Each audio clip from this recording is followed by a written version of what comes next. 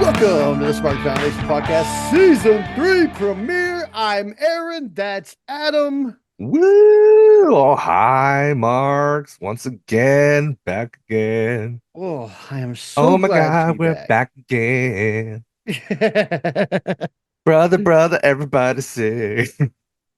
Brother, brother, brother, brother, brother. doesn't work for me, brother. Everybody say. No, it's so good to be back though. Like I enjoyed the time off, Yeah. collect my head and everything. And let me tell you, AEW in the span that we were gone has been consistently just momentum building and awesome. Like I did miss like actually just talking about the shows that happened during our absence. Like we can't talk about it now. We take too long as it is normally. We'll only cover this week, I promise. But oh man, oh I really wanted to talk about stuff. Oh, yeah. Oh, man. There was just like, I love you guys on Blue Sky, but it's not enough. I need more. I need this every week. I just, man, I would There's only so watch. much you can talk about with character limit. There's only so much I can say in 140 characters or whatever it is. But man, it was just they were killing all. Like I am way more excited for All In than I was when we wrapped up season two. Um, if it were not for my personal employment situation with the whole Microsoft layoffs, which I can say now, I don't work there anymore. Hey, everybody, I worked at Microsoft and I've been laid off by them, which is why I'm not Yeah, it going to All In. sucks. Ugh, Um, yeah, it's like so crappy. before the layoffs, I was legitimately considering going. Like I was going to be in Garland this Wednesday until Sunday or Monday, and then, but yeah, and now I really want to be because like we got Briscoe and MJF's talkie talk coming up on Wednesday, and Oh I my, am. yeah, we'll get to that. We'll Like, get to oh, that. Yes. But with you know what, with that said, let's just get right into it. Let's talk about sure, Dynamite from yeah, last week, man. yeah, Holy shit. absolutely. Because Uh, let's just say we started off with Hangman because of well, course we we are. start off in Ontario, California, which was a bigger crowd than they're used to lately. It was like a 5,000 seater, and it was mostly filled up, and those fans were great. That Yeah. that fabulous fans, 100%. Great signs in the Oh, audience. dude, the signs these last few weeks have been crazy. I've been wanting to talk about the signs. Like when Yeah, they got the Botchamania signs behind all the commentators. Did you see that? yeah, Like from like yeah, 2 weeks yeah. It ago? was so good. I thought it was so hilarious. I was like, oh, this is the best. Uh, Like, thank you, Matt, for the doing that. homos for Hangman was great. Oh yeah, dude. I love that. Uh, for for Collision, because it was a taping. So they did both in the same night. The Fletchlight section. Dude, okay, look, I am not going to call the things on Oh, Blue Sky skeets. I'll never do that. Okay, but no, I will it's call myself a flashlight. Is that weird? Um, dude. We'll talk about that when we get to Collision too, because that main event was boss. oh But man, I like, am a flashlight for sure. yeah, a That's dude is. I mean, I know that we did our top 10 on our uh, well, what wound up being our last um episode for season two accidentally when we yeah, couldn't use the recording of our oh watch man, along. silly copyright But laws. it it sucked. I feel like I should have like noticed something. Like I should have noticed like some playback or something like that. I guess I just didn't think of it or whatever. Uh, so if it's my fault, uh, Oh for no, whatever no, part, it's I'm sorry, Aaron. This is no. publicly into First of the all, entire Smart Mark Foundation sphere. I'm sorry because that might have been my fault for oh no, not no, no, no, saying no. Let me make anything. this abundantly clear. First of all, okay, the guy who's supposed to know how to work shit is the guy who fucks shit up. Okay, so it was Mhm. totally me. And it wasn't just like that. There was their audio playing on my track. Sometimes Excalibur was so loud, he was talking over me, not the other way around. He was very excited.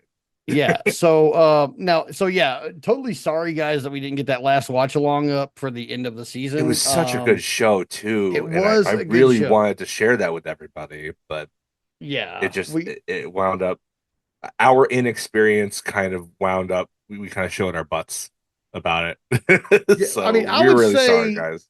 I feel bad for not getting it up, but I'm not too down on it because we got through all the way to our season 2 finale before we couldn't post one because of some mistake. That's So, true. I mean, that's not that bad. That's true. We had a really good run without with a couple of close calls Yeah. for the record. Like, there were some close calls where we posted some late or we almost weren't able to post at all. That was the one that stopped the momentum though. So sorry about that, guys. Yeah. And it was abrupt and it was unintended and unforeseen. Totally But unplanned. we're But back now and we've learned our lesson. yeah, Uh, we're gonna check our audio a little bit more closely from now on, I guess. that's true. That's true. But yeah, this crowd was great. The signs were great. And I know that um we did the last episode that wound up getting posted was our top 10 Mhm. uh eight. I mean, and for the record, let me reiterate that that was a very hard list for me to compile because I can find something I like in nearly every single AEW talent. Mhm. They have an incredibly talented roster. There are only a couple that I just don't have any use for. Jeff Jarrett, get him out of here. Don't want to see. Like, like, but like, uh, and usually that has more to do with like personal things about their actual humanity rather than their characters. Like for the most part, I like Kyle Fletcher didn't make my top 10. Man, he is so good. So good. Yeah, he is. Like he looks like Randy Orton, but he's like 10 times a better wrestler. Well, more interesting wrestler. I'll say that Yeah. because I'm not in the business. Everybody who has ever worked with Randy has said that he's like one of the best people they've ever worked with. I don't see it personally, but I've never worked with him. I don't know what the heck they're talking about. This is not my area of expertise. My area of expertise is being a fan for the vast majority of my 40 years of life. So Yeah. I can talk about what I see and what I like. But so if AJ Styles says that his dream opponent was Randy Orton at WrestleMania because he was just a huge fan of how he worked from a wrestling perspective, a wrestler's perspective, I guess I should say. I mean, I'll take that for what it is. I don't find the guy terribly interesting, personally, aside from a couple of different things. But uh yeah, like the comparisons to of Fletcher to Orton are clearly uh he clearly knows about them and is leaning into it. Oh, 100%. There's no way Like he's like not leaning into even that his shit. physique, like he's built like Randy Orton. He's built like a more like he's built like Randy, like a more cut Randy from about 2009. He's not puffy like Randy is now because he's got them old man muscles. But like Randy uh gained like 100 pounds of well, he was shit on the house shelf for so muscle. long he had nothing to Like, do during rehab but build muscle. yeah, he's so much Like bigger than he used to be. I It's mean, crazy. the he is the most impressive looking like late 40s athlete I can think of. Like he looks incredible. But like I mean, Fletcher obviously leans into those comparisons, but I find him far more interesting as a wrestler and on from nearly every metric. Yeah. Yeah, for I mean, sure. he's so good. But that is at the very end of the second show we'll talk about. This is the Yeah. very beginning of the first. So let's actually talk about that because I interrupted you. So how about you you take it away for All us? right. So we start with Adam Page. He comes out to the ring, and his whole deal is that he is demanding that John Moxley accept his stipulation for the All In match, which is supposed to be a Texas death match. And holy crap, if there is any way for us to like increase the stakes here, now forgive me if I'm wrong or correct me.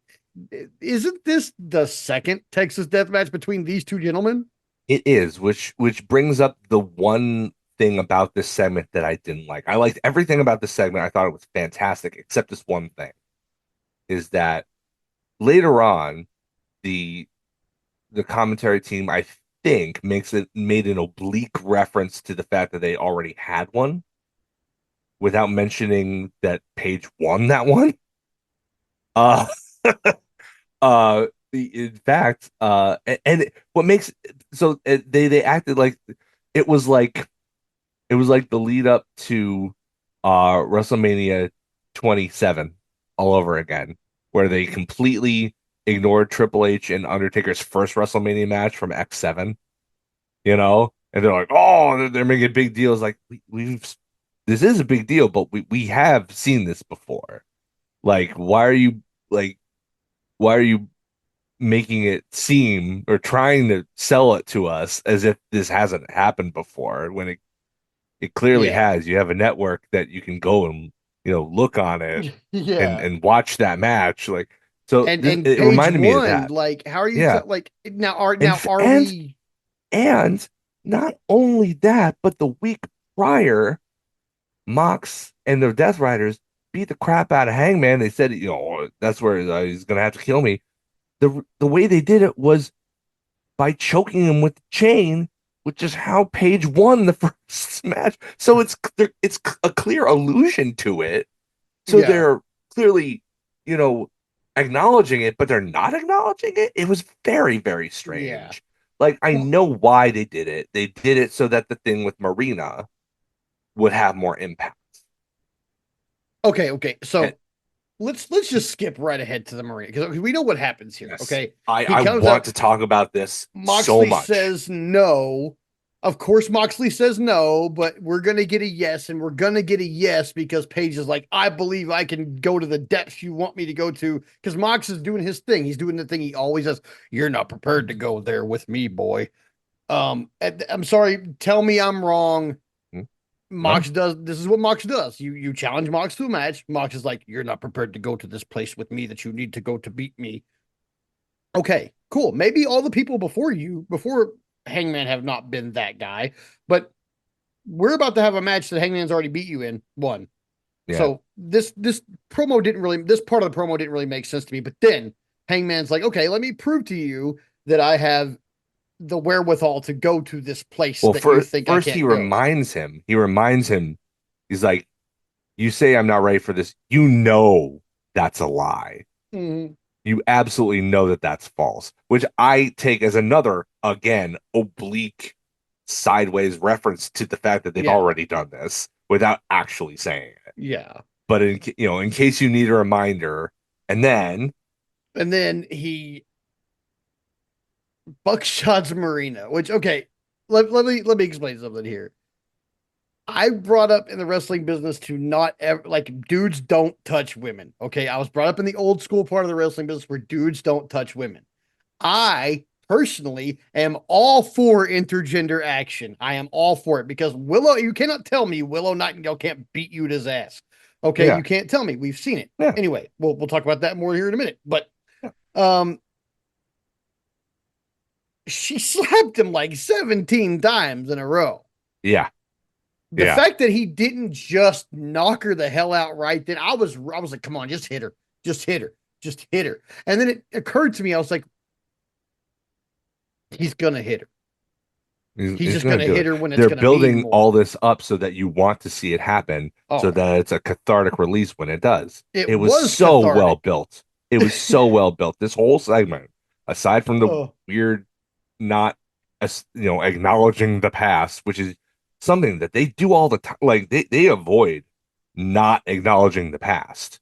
They love to bring up history. yeah. Excalibur especially is very, very knowledgeable and he has a mind like a steel trap Mhm. for AEW history. Like Like, it's incredible. So the like you fact that guys they love didn't bring lore. it up, yeah, they love their lore. This is a lore promotion, lore heavy promotion. Yeah, Uh and the fact that they didn't bring it up was jarring to me and it kind of frustrating. a But little the bit. rest Yeah. of it was brilliant.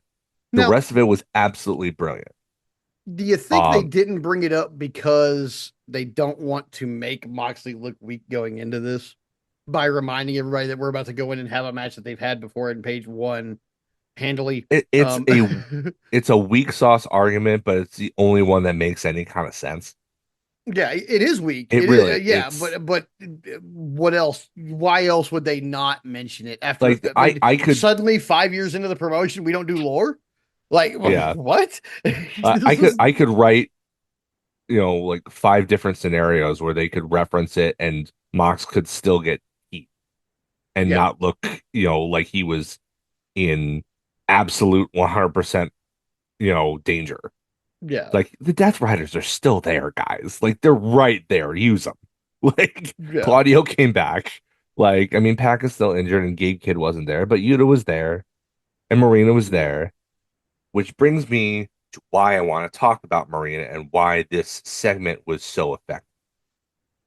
Um, it wasn't because Hangman hit a woman. It's actually playing with that from the entire history of the Death Riders as a faction before they had a name, when he was, creating his army and Shafir started hanging out with them.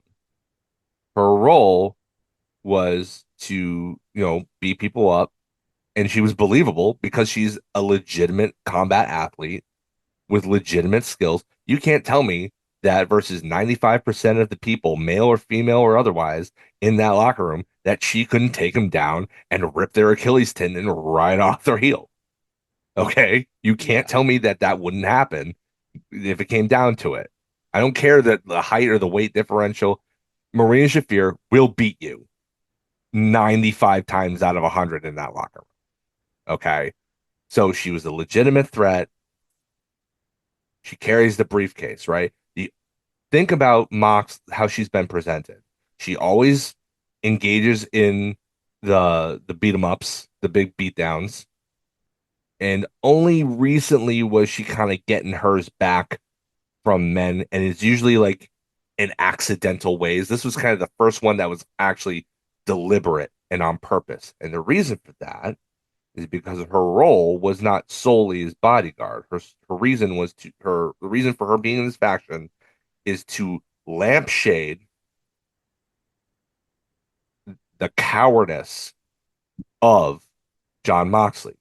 He chose as his bodyguard, and you can look the vast majority of his matches, whether he's surrounded by all the Death Riders or just one. If there's one who's there every single time, like or 99% of the time, it's Marina, mhm, right? Why is that? Because she's tough and she can defend him and defend herself and run interference, but also because he's banking on the idea that nobody will hit a woman, even a badass like her, no matter what she does.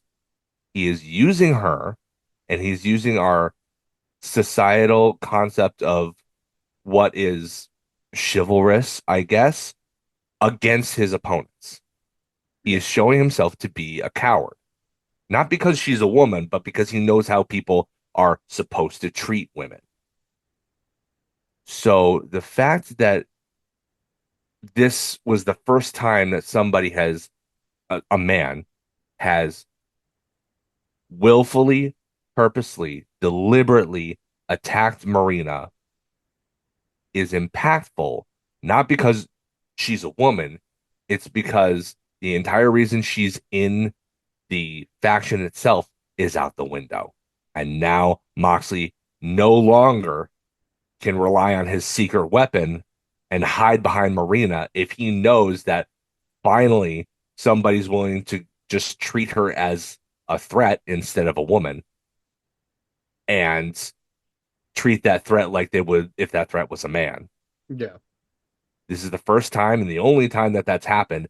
And now look at the face of Moxley. He's not just pissed like he is normally when his Death Riders go down. He was scared. There was fear in his eyes because he knows that his ultimate backup plan is no longer 100% effective and that he cannot rely on it. yeah, And that is why Marina Shafir was so essential to this story. And you can't tell me she wasn't over because Look at the response that she got when she got that buckshot lariat. It was Mhm. over like Rover. There was not one single person in Oh, that audience that didn't pop huge for that. even the don't hit women people were probably like, hell yeah, hit her. Yeah. I mean, that's what we like. I'm sorry, like I said, like I came up in the wrestling because I was trained that you like I have been yelled at by Mickey James for putting my hand on a woman. Even as a referee, she was like, "You never, men do not like." He's like, because like you can do the 4 count and you do the split and get in between them, and you push. Yeah. As a referee, you have to push the heel off or whatever. You don't Right. even then you don't like if it's a woman and you're bigger than her, you don't. Yeah. And that's the way the old school teaches. And yeah, like I've literally been yelled at like in a clinic by Mickey James for like putting my hands on a female wrestler because she wouldn't break the at the 4, so I had to move her. And Right. she's like, "You're bigger than her. You look intimidating. That can be construed as abuse. We don't do that." I and Okay, I I get it. understand that. I I get completely that. get that. But this storyline has been built for this. Yeah.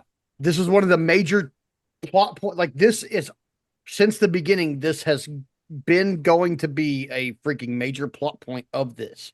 Hmm. This was going to be a major, like a major point, like a fixed point in time, as Doctor Who Yeah. would put it. This Or was going to Rita must happen. get a buckshot Somebody lariat. like now at the beginning, it may have been Darby was going to coffin drop her, but then Yeah. he went to climb Mount Everest, and Hangman, his main character syndrome took over, and Yeah. and that's not Yeah. me saying anything bad about Hangman. That's just like Hangman's the main character. We all No. fucking know it. Okay, Yeah, like he is.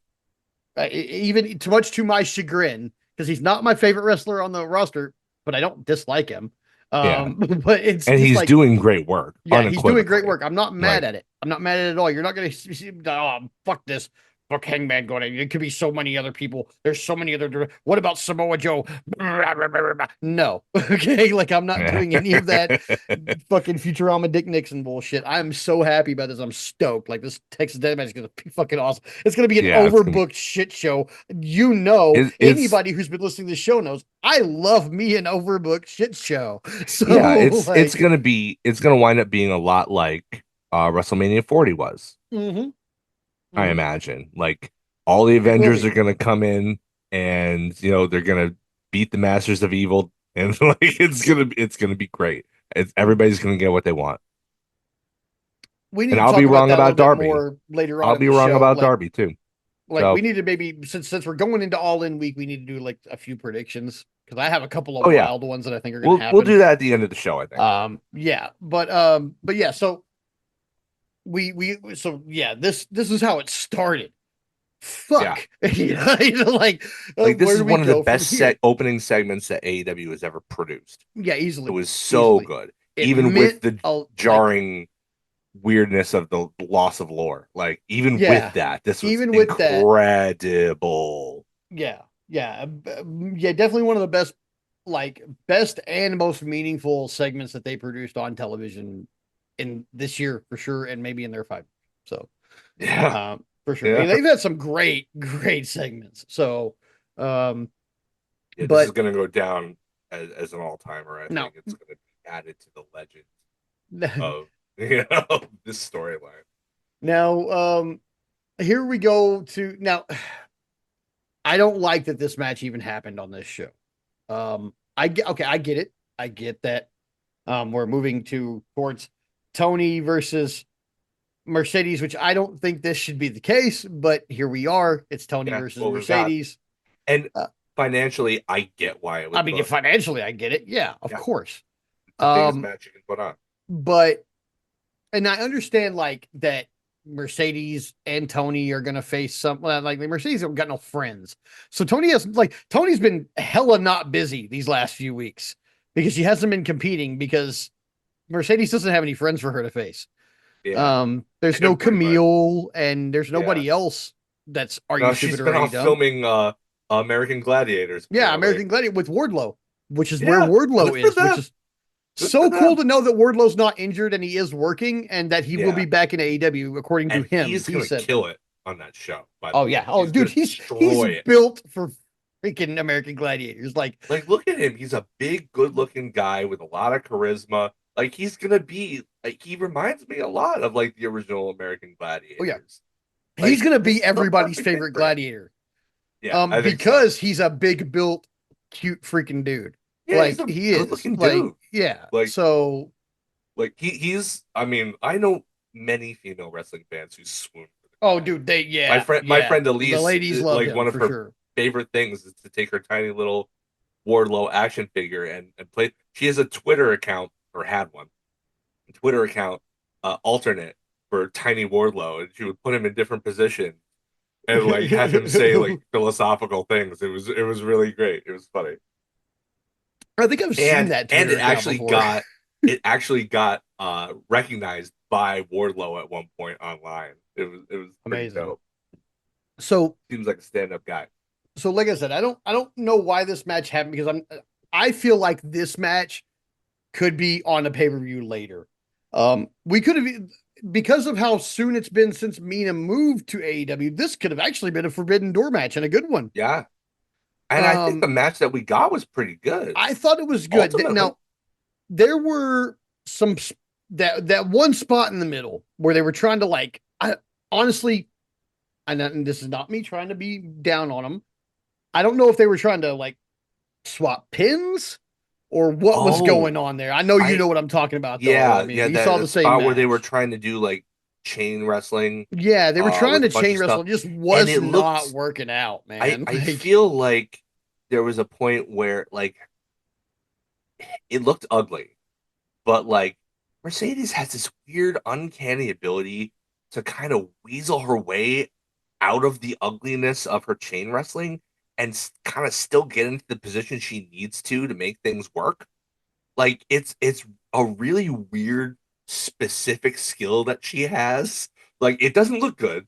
The route that she takes, it will not oh look no, no, good. no, it looks But she ugly as wind hell. but she winds up where she needs to be regardless, like It's like she nearly fails 100% upward. of the time. Yeah, it's like I think that that skill in and of itself deserves some credit. Like that's an incredible skill to have, like just her instincts for her of her body positioning to know that okay, well I didn't get here where I needed to be at this point in time, but I can make the adjustments on the fly, and they won't be like pretty, they won't be Zack Sabre Jr., but I'll get there. Like Yeah, I think that's she has this uncanny ability to kind of just get where she needs to be, and I really admire her for that, even if it doesn't look nice all the time. Like, and it was on display in that interchange there. Uh, there also there was a great spot with Mina where she did the tornado over the referee's back. oh dude, I thought that was cool, man. That I was was like, so that's rad. rad. And then there was Yeah, like she late in the match she kicked Mercedes in the head just flush. And I'm like, God, Mercedes, you are for like this tiny little 5 foot nothing, 80 pound, whatever. You are one tough woman for taking hmm that kick. Like I, I, I was, I thought she was knocked out. I thought she was legit knocked out from that kick. yeah. Now that said, Mercedes comes away with the win. I mean, of course, she came away with the win. And it Um, wasn't. It was a cradle too, so it wasn't like she got her to tap out or anything like yeah, that. like it was definitely a hard win pin. Yeah, Um, snuck it out. um, I think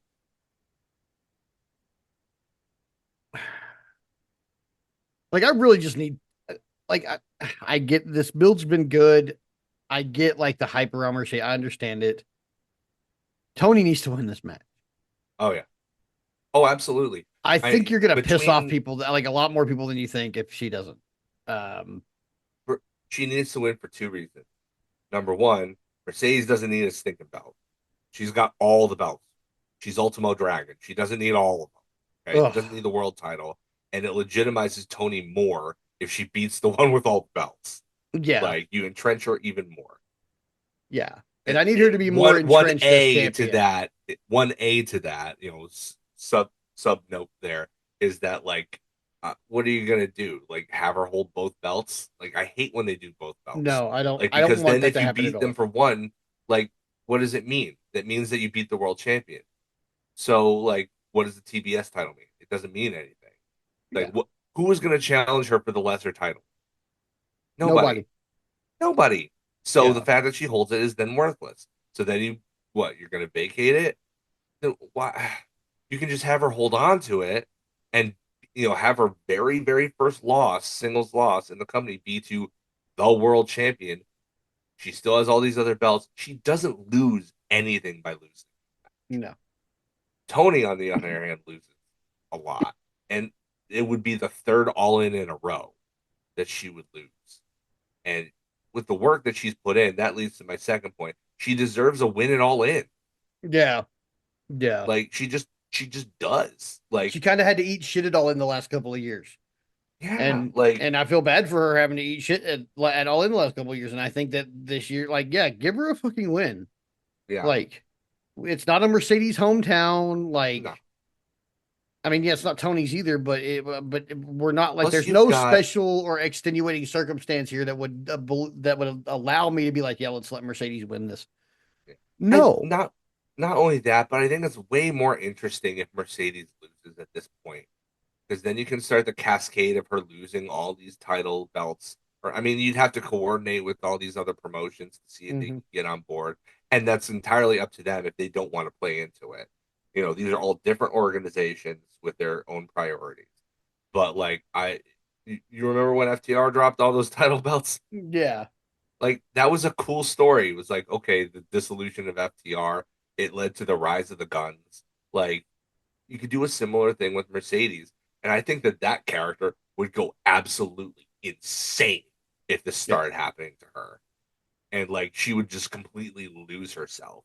I want to see that. To me, that's way more interesting than seeing another several months at least of her on top and then dropping it to somebody else. Like it just I think there's way more benefit in having Tony win at this juncture anyway than Mercedes. And they can always run it back. And if you want to get, even up the series and then go to a rubber match, the option's on the table, but somebody's got to win that first match and it should be. yeah. It should be Tony. Just a 2A or 3 on that. As to why Tony Storm has to win is because I want to enjoy the rest of All In also. And if y'all piss my wife off, I'm not going to get to do that. And if Tony Storm loses to Mercedes Monet, my wife's going to be mad. Um, and I don't know how many Hey, women would be, but like Tony Storm is like my wife's favorite thing in wrestling for all, and in a long time yeah, too. I mean, justifiably so, but like there's not a lot that keeps her engaged in wrestling. Sometimes I really have to scrape for things. Like she was really not into wrestling.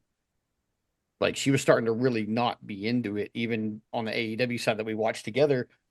And then like that was around that time was when she became a Tiffany Stratton fan because she was watching some WWE matches with me and saw Tiffany Stratton was like, oh man, she's really good.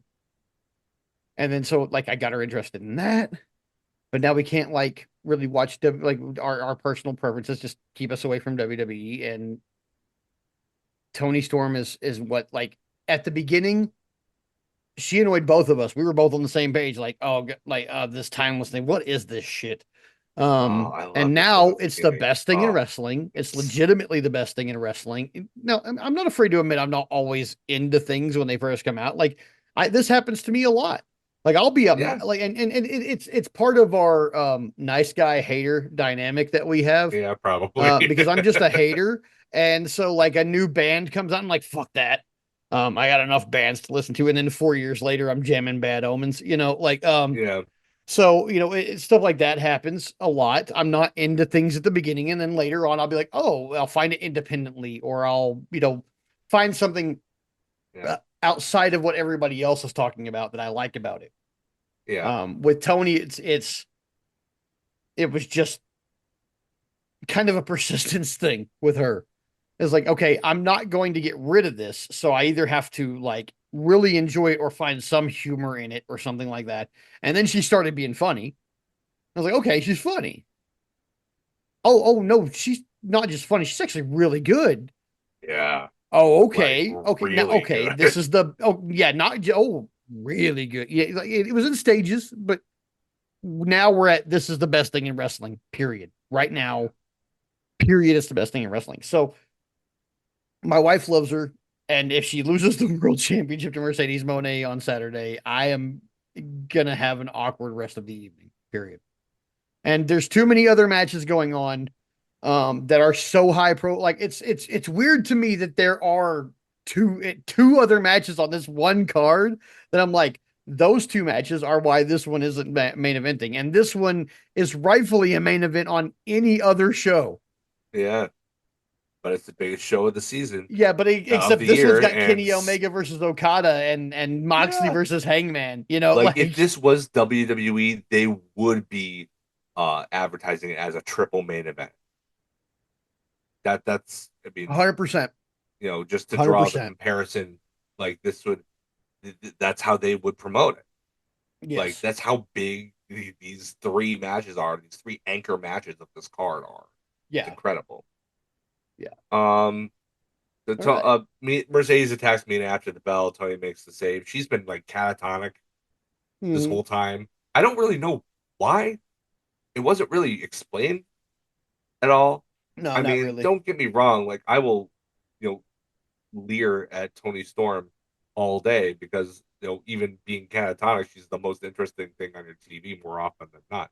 But like, she was sitting here with her bad steak, and Luther was doing Luther things in the background. So I mean, it was entertaining in its own way, but I don't feel like it was whatever she was trying a rare miss for her. I feel like I feel like whatever she was trying to get across didn't really translate until she started acting normal again and trying to protect Mina. So she chases off Mercedes, but she faces she's leaving, and then she turns right back around and uh, hits Tony with the belt Yeah. and she licks the cake that was Yeah. there. She licks the cake and The then drinks the the champagne. happy And 300 episodes or whatever it was, licks the cake, yeah. throws what appeared to be water in Yeah. They're uh like, throw the champagne, but in it looked like water to like me, too. it didn't look like champagne to me. It looked like definitely uncarbonated water to Yeah. me Water. Yeah. in Luther's face. And I mean, God bless Luther. He sold it like a champ. Uh sold Yeah. it way more than water should be sold. But and then she just kind of goes off, and then we get something that we haven't had in a long time is like a BTE type segment that kind of like bridges the commercial gap where it like kind of bookends the commercial break. Like we Yeah. haven't had one of those on Dynamite in a long. But the Young Bucks, they're like a stone's throw away from Rancho Cucamonga. So they decide to get a limo with their faces on it, founding fathers written all over it, and just go around big timing their hometown. It was kind of funny. It was kind of Um, funny. so did I completely miss it, or were they just like, did they just not show the house? They didn't show the house. Okay. Okay. I don't My know why they theory on didn't that show the is that their house. parents still live there. And so that's why Yeah, they didn't show the house. probably. They probably didn't want to dox their parents. Yeah. But at the same time, I was like I was sitting there, me and my son are watching, and I was like, he's like, where are they at? I was like, they're in their hometown, like at their house, at their childhood home, and he's like, what house? And I'm like Yeah, watching, and I'm like, huh, no, they like didn't show it. this could literally be any random like sidewalk. in, I kind of hope it was. Honestly, I just kind of hope it was just as a troll move. Oh, we're gonna just say this. This is like literally like 2 blocks from the arena. We're just gonna say it's our home. yeah, Like, it's not even like watch it not even be a house, like it's like a park or yeah. something. But yeah, I was just like, this is I don't know, like it was weird to me. I was just like, I like I get the point, like we're doing smarmy EVP things, but at the same Yeah. time, I'm like, I think I'm more fed up with the smarmy EVP than I am with the Death Riders, and so it's like, Well, then the development that took place later in the show yeah, probably piqued your interest. oh, of course it did. We'll get there.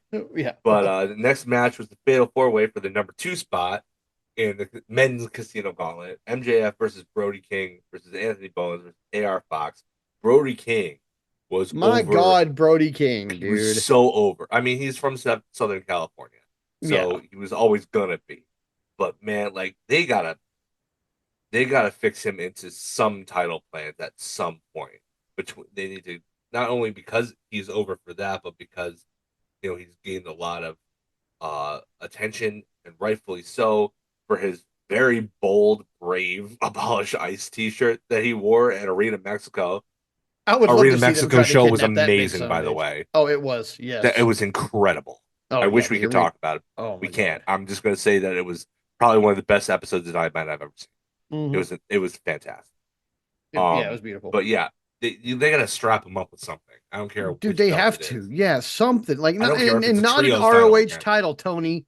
I don't even care if it's a trios title Do again. not I give him a like just freaking give him something. consolation belt. Here's what I would Gotta like to ride the see. momentum while you have it. Let's get Buddy back. Yeah, And I know he's having some issues. Get well soon, buddy. I know yeah, he's having like definitely. some recovery issues. Let's get Buddy back. And that right there is a conceivably threatening enough team that they could beat the Hurt Syndicate and nobody would be like, oh I no, don't no think way. anybody would bat an eye at that No, no. If at Brody all. King and Buddy Matthews beat the Hurt Syndicate, nobody would bat an eye Yeah, about. They'd be like, "That's no, okay, totally." You know, yeah, like, um, yeah. because I honestly like I feel like they're leading towards like maybe Speedball and Kevin Knight stealing one, and I don't I'm not really into that. I Um, mean, I would be into that if it was 3 months down the line and they had done a better job building mhm. it, But But yeah, so we got this four way, and Brody Brody King is just kicked everybody. yeah, He he's just destroyed over, everybody. but yeah, he's the star of this match for sure. And it made it. I was like, I really wanted him to win. I knew MJF was gonna win. Oh yeah, it was obvious. Okay. Also, I love the MVP gear on MJF.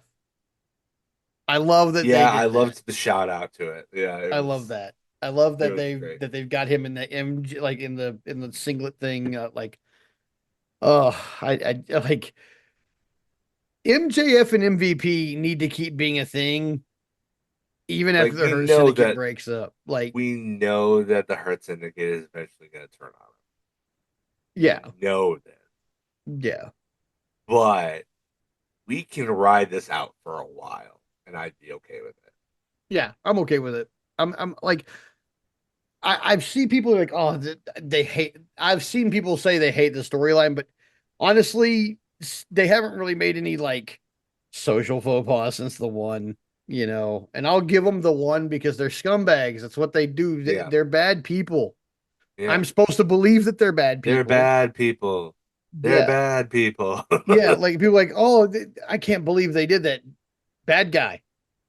Yeah, Like it's like Klaus on American Dad, still German, like yeah, just yeah. like they're bad guys. Of course they do stupid scumbaggy shit, like the bad things. Like of course they're like sexist and misogynist and things like that. Of course they are. They're I bad mean, guys. MVP has proven this time and time again. Why is it surprising? Like, it's low hanging fruit, but like, I think it's just the AEW fan base. Like, as a base in general, because we fancy ourselves, you know, smart fans. Mhm. Um, we look at things more. We look less. We look at more factors than a lot of fans of WWE. Not all, but a Mhm. lot of fans of WWE. And WWE presents us kind of a simpler product Mhm. in some ways, in at least in terms of storylines. Like even their biggest baby faces have really honestly kind of been heelish. Yeah. Like John Cena buried everybody. Hulk Hogan back raked and like you know eliminated Sid after he was already eliminated from the Royal Rumble for no reason. And he did have lust in his eyes for Elizabeth. Like even their good guys are bad guys. Yeah. Like if you're really think about it, and you know it's because Vince is a bad guy with no moral compass, and so every good guy that he is going to present is going to be skewed bad, Yeah. and that's really the only reason for it. Um, but AEW fans, I think, are a little bit more nuanced, and what kind of goes hand in hand with that is they don't want to look at performers that whose work they genuinely like. They don't want them to be bad people. Whereas Yeah. I think a lot of WWE fans couldn't really care less. Yeah. Um, they're not, in general, there's a lot bigger uh section of that fan base that isn't terminally online. It definitely doesn't skew to as far to the left as at least the Blue Sky fans of AEW. Um, it's stuff they don't generally think about. They think in more simplistic terms.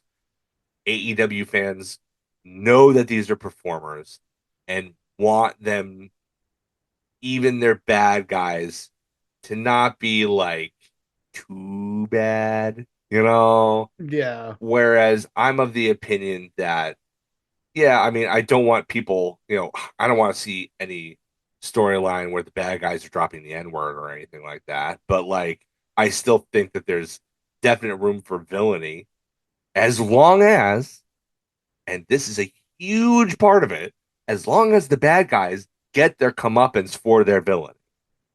These are morality plays. The good guys at the very end should win more often than they lose. Yeah.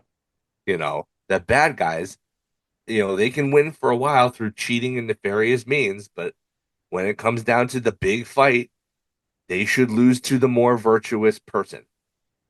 That's, I mean, the bread and butter, pro wrestling. Yeah. So, what do? You gotta make the villain a villain. And MJF is like one of the only guys who's kind of willing to still go there and not care about being the cool heel or who he might offend or anything like that. Like he got assaulted in Mexico Oh yeah. by I mean, fans. Like I can't remember the last he time that shouldn't I have heard fucking about done. an incident like that. Like, I'm gonna say this, Tony, MJF. What you did was ballsy, and what happened to MJF afterwards was light in comparison to how I'm sure a few people would have liked to have dealt with that. you imagine if this was something similar in Puerto Rico? Oh Oof, they would God. have killed him. Like They would have I'm surprised. absolutely Like moited him. I am thoroughly surprised that he wasn't hurt more than he was Yeah. for that. Like I'm like you Good guys thing are he runs playing with with a tough fire at crew. this. Like I keep trying to say this every time they play with somebody with a luchador's masks on TV. I'm like, hey, you guys are playing with fire doing that because we I, don't I like that shit. I Like imagine us, they're probably gonna have a second match between them at Forbidden Door, which MJF will win, probably through cheating. And then the third one will be at what was it, Fantastic Mania? something like that. CML's the CMLL's next big show, and they'll probably blow it off with the Lucha de Puesta, and MJF will lose his hair, and it'll be good.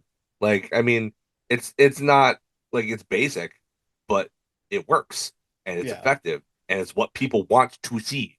So, I mean, it's I true. I have a feeling that's probably the way it's gonna go. So, how do you build to a Lucha de Puesta? You gotta involve the mask. Yeah, but You it's gotta still do just it. oh God, it's I mean, so. he was Mm, the biggest Rudo on that card, man. oh, for sure, no question. He was a bigger Rudo than any of the luchadors. Mexico hates MJF, dude. I mean, Yeah, it's the yeah. dead truth. They hate him. Um, Uh, but of course he anyway, wins yeah, this match. I yeah, mean, like this was a fantastic match, though. It really like I mean everybody had got their shit in. Everybody got their shit in. But yeah, it's still the way it wasn't just like a rotating get your shit in. Like grindhouse of four people before a pin. They really like made it psychological. Like for a moment there, I thought Brody King was going to win. Like we went into this match, I was like, MJF's going to win. Duh, of course he is. yeah. Because they're doing something with him and Briscoe. But um, for a while there, I was like, oh, maybe Brody King will win. And Like that was when Briscoe came out right after MJF won, right? yeah, he came out like right out. Yeah, after the match, he came out. So And MJF wins, and then Briscoe came out and said he that we were uh gonna he was offended that not because of the blue collar thing that MJF called him, but that he called him a bitch. that he called him a And let's bitch, be which real, Mark Briscoe ain't no bitch. no, no. So let's be real, he ain't. Calling me a So bitch has ensured that you are going to catch an ass whooping for a brief moment in time. Like I love I Mark love how Briscoe. he nobody talks like him, Mm, and it's so refreshing because like he manages to like just kind of say the truth yeah. that's like that's kind of unsaid. You know, it's like, oh yeah, I guess that would. I mean, there, for however long that segment is, yeah, there's the distinct opportunity for Briscoe to just completely decimate him for like a couple of minutes before whoever the third guy is comes in. Like Yeah. that's it was implied, but like he says it, what's implied outright, and he does it in such a distinct and entertaining way that like it's really difficult to not love Mark Briscoe. Oh yeah. It is super difficult not to love him. I adore Mark Briscoe so much. Like I want more for him. I Yeah. I I I I think this I want run, way more for him. I I want an AEW world title run in this man. Like I feel like he fucking deserves it. I think he can do it. I And it don't has think it's nothing to do with slotted his for this brother year. being dead either. No, he's It has everything to do with fantastic the on his fact own. that since his brother has passed away, he has stood on his own 2 feet and been one of my absolute favorite people on the fucking roster. And I know I'm not alone. I No, know I I'm know not alone in that. he's over with everybody. Oh, Everybody absolutely. loves Mark Briscoe, and like he's just so fun to watch and to like. And there's a this element of unpredictability about Mhm. him. Like you pretty much know what you're going to get when he sees the match, but when you put a mic in front of his hand, you don't really know exactly what's going to come out of No. his mouth. Uh, and except that usually it's very entertaining. Oh yeah, I'm always Uh, entertained. Like he's yeah, such a good mic worker. He's so good in the ring. yeah, He puts it all out there. Like he's everything you want. He's the whole package. yeah. He's got the I he's don't got a know if look. he's got He's got everything, dude. a world title scheduled for him this year at least, but I mean, I could easily see them doing it, and I could see the crowd being into it. Yeah. I mean, who knows? Maybe they'll strap him up with the unified crown. Like he's another one of these guys that has a lot of goodwill from the fans and a fair bit of momentum. And I think MJF feuding with him is really going to benefit both guys. Right. Like, they're so different in so many ways. It's a natural pairing to put them together. Like, honestly, now that it's finally happened, I'm kind of surprised it didn't happen before this. Mhm. It just seems so right. It's so Right. obvious. I don't know why I'd never thought of it before, but it's so obvious. Yeah, of course. Well, of course, this is going to be great. And now they're going to have, as Mark Briscoe puts it, a talkie A talk talky talk. next We week. gonna have us a little talky talk. So right off the back of this segment, Jet Speed comes out and they're like gonna fight with Shelton Benjamin, Bobby Lashley, and then proceed to spend the next like 15 minutes getting the shit kicked out of them. And Yeah, not this one just went on too once, but like three different ass beatings. long. I agree with Meltzer's take on it that this was not the crowd to do that in front of. Like this is not 1980s WWF where you would get increasing sympathy for that. These are smart crowds who are just gonna think, "Oh man, these guys are doofuses. Why are they even here?" Like, yeah, we're gonna cheer for the Hurts and get beating you up again because you're an idiot for Yeah. Like for you just keep asked for walking into this, it. so we're gonna cheer Yeah, for it. You're like you asked for it, you're getting what you wanted. We're Americans. We love when people get what they want. yeah. So we're gonna cheer for you to get what you So want. don't get me wrong. I don't think Kevin Knight and Speedball lost anything really, but they certainly didn't gain anything. That's, you know, Well, I think it at the just end of this they gain, but that takes a whole other show to get to. So we'll get yeah, to that when the yeah. time They comes. set up a match which didn't include Nick Wayne when they set it up, but Yeah, when eventually did that did include happen? Nick Like Wayne. that? Yeah, we'll talk about that a little bit, but like that But just then kind of they set up happened. Kevin Knight challenging Shelton Benjamin, Yeah, which I mean I was okay with at the time. I'm like, all right, yeah, all right. yeah, yeah. Next match was, oh my God, this match. Like this show was banger after banger. Like this trios match with Bandito and the Paragon versus Kenosuke Takeshita and the Young Bucks. Like this was just pure PWG party trios match. Like Yeah. it was an incredible like spot after spot after spot. Like if you love that style of just like crazy creative, how many weird things can we do with this many people style of matches that PWG kind of created as a subgenre Hmm. of pro wrestling. This is the match for you. Like this was incredible. This was so much Yeah. Um, I mean, I don't like that the Bucks and Kenosuke went over, mostly because I don't like anybody going over Bandito. yeah, Um, but because they didn't pin Bandito, Bandito. but but when they paired him with the Paragon, I knew that one of them was going to take the pin. Yeah, Kyle was gonna take the pin. Yeah, I knew of course, immediately it poor was Kyle. Kyle has to take the pin, right? I love Kyle O'Reilly. It makes me sad that he's always the fall guy. Yeah, me too. And so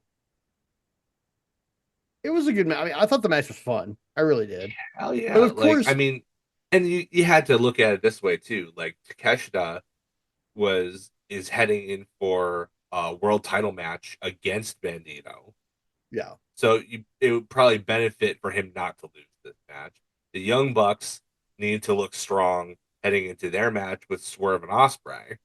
So they kind of needed the win more than Paragon.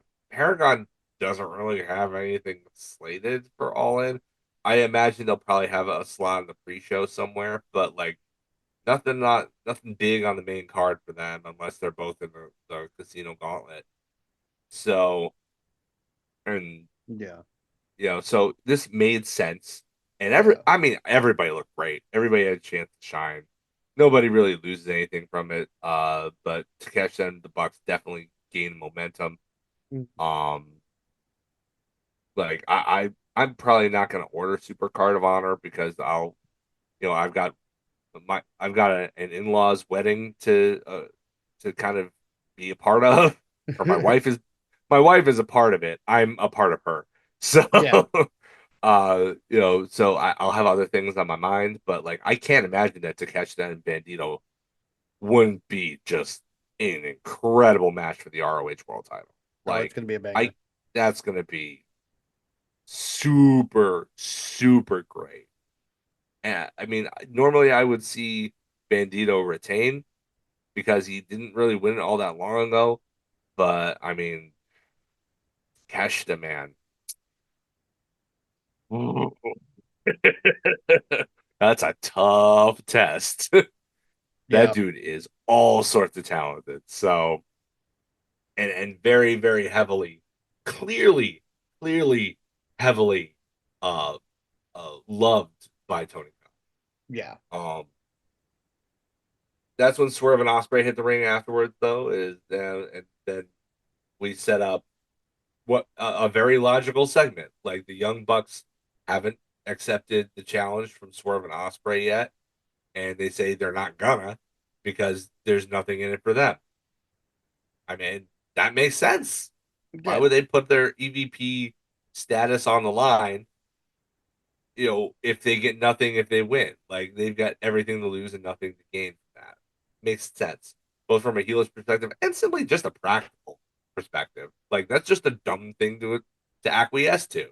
yeah, Um, I also like that they clarify that it's not that Will Osprey and Swerve Strickland want to be EVPs if they win yeah, this match. They're just like, we don't want your titles. We just don't want you to have them. Which A is better yeah, and B is nice to be because that wasn't really clear the way it was set up the week before. So I like the course correction there. yeah. Um, to me, this like so they say no, and then Osprey fucking will, man. Like I feel like he's like um He's his golden retriever, is what he is. he's his Lenny, dude. Like it's like, come here, Lenny. I need Yeah. ketchup in my beans. Like but he's like, oh, nothing in it for you. Okay, how about we don't either no neither one of us are gonna challenge for the world title for a year if we lose. I'm okay with it. Okay, so first of I'm all, okay with it, and I'll well, tell I you don't know. why. That But doesn't I'll let you scream talk to first. that doesn't scream to you that they're definitely gonna win now. Because I mean, I mean, it you're does. telling me that two of the biggest competitors for the world title, neither one of them are gonna challenge over the next year. I think that it happens. I think the Young Bucks have a serious chance of actually going over because of a couple of things. Number one, you could go the route of having an extended feud between Osprey and Swerve that doesn't revolve around the title to take care of like 6 months of the year. You could have them be resigned and be, they'd be a hell of a tag team. They could be the ones to unseat the Hurt Syndicate.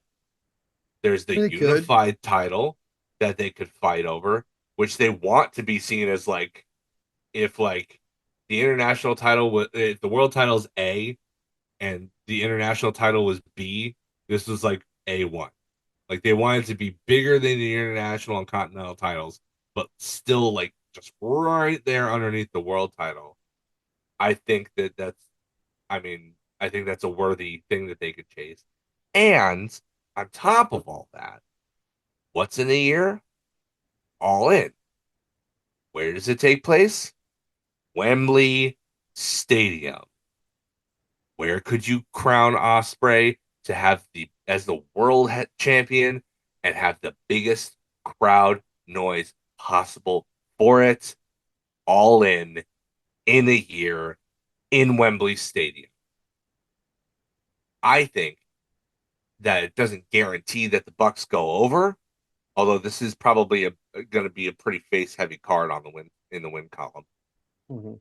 But it does throw a sense of unpredictability in it that adds intrigue to the match because Now, I there mean, are possibilities on either side. No matter who wins, there's possibilities storyline. well, see, from a Booker's perspective, I can see the Young Bucks winning, and the reason I see that is because, like, from a Booker's perspective, you've got like 12 or 13 dudes who there are different parts of your niche audience. Let's be real Mm-hmm. here. Yeah, In the world in the worldwide sphere of wrestling fans, the AEW fans are a niche audience, like yeah, AAA fans or CMLL fans or pretty much every promotion except WWE who has all the fans because they've been around forever. yeah, Um, you've got a niche market and you have significant chunks of this niche market all vying for different people. It's like 13 or 14 different dudes who all like in some way or something deserve a world title. And so you have Swerve and Osprey lose, and now you've got a year where you don't have to have them on your board. Okay. yeah, Like now I only have like 11 guys I got to worry about my fans being, like at least for 365 days. yep, I can take these two guys off and only have like, but at the same time, to me, it's like one of those two will be champion before the end of the year, and I mean probably Swerve, and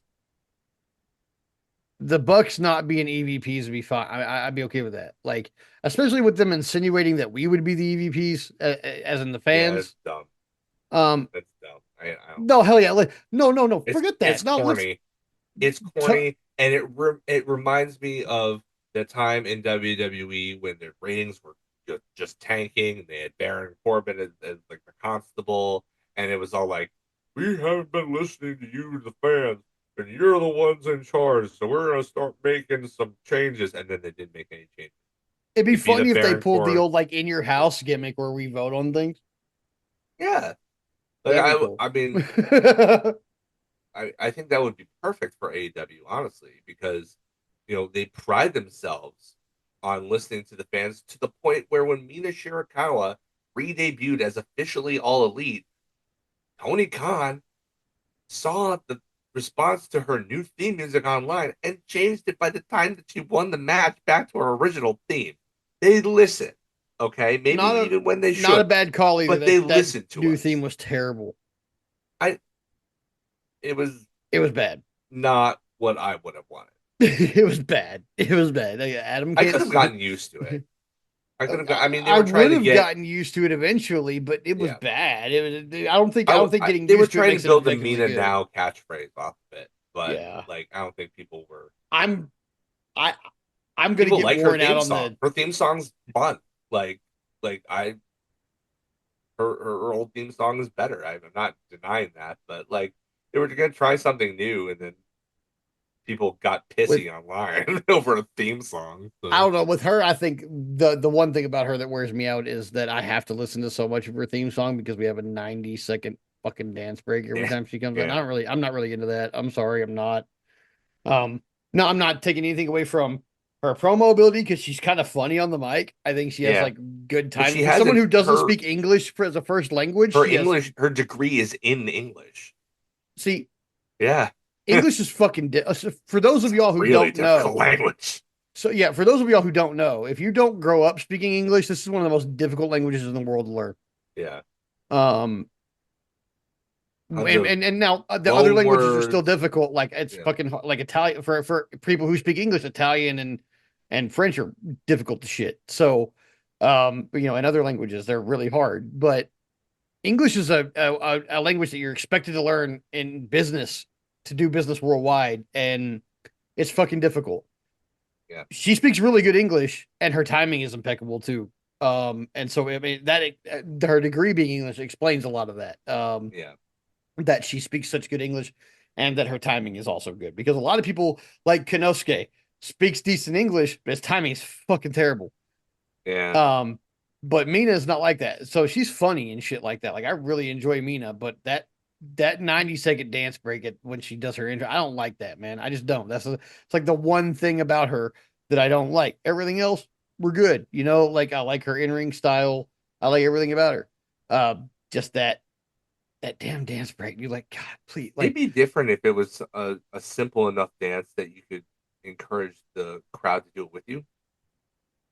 mm, You know, like but it's like not. It's like Nana, a really kind of like it's kind of a long, complicated routine that she does yeah. And I don't think for it's the. Is it the a same every layperson. time? I don't know if it's the Yeah, same it's the every same every time. I time. don't. I don't It's the pay same every attention to it enough to know if it's the same every time. So, Yeah, it's like, I hear she's coming out, and I just basically kind of tune out right there until she's until in the the bell ring. rings. Yeah, until the bell rings. Yeah, because I'm just like, she's gonna dance, Yeah. and I don't like it, and I just like, I don't know what it is. Like, it's not offensive to me or anything. I'm not offended by it. I just don't like it. So, but Anyway, yeah. yeah. Will Ospreay and Swerve Strickland, they're still in the ring and they get bum rushed by Dralistico and the Beast Mortos. Um, Fun little match. It didn't go too long, I feel, but they packed a lot of content in. Uh, the baby faces win with a Styles Clash into a house call, which I thought was fun. Dralistico takes the pin, so our boy Frank doesn't have to. uh Big ups I to still need Dralistico for taking the pin there. yeah, I need Mortos to catch some wins, man. I need him to catch a Me lot more too. wins. Me Um, I too. need, I want, I need him to basically eat Adam Cole and take the TNT title. Like, I just need I that to would I happen. would be on board with that for Um, sure. I wonder how yeah, he'd wear it. because I don't know what it is. Like, I want like, to know okay, how he would wear that belt. I Like don't know. he'd come up with something, right? Yeah, Something weird. yeah, I don't know. I just need the belt off. I just need it off Adam Cole to be perfectly honest. Yeah, But Mortos would be the perfect person to take it. Um, yeah.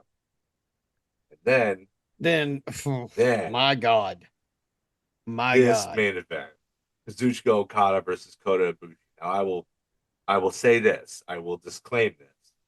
This is not the Kazuchika Okada and Kota Ibushi of 2018, It was pretty fucking close though. but it was pretty close.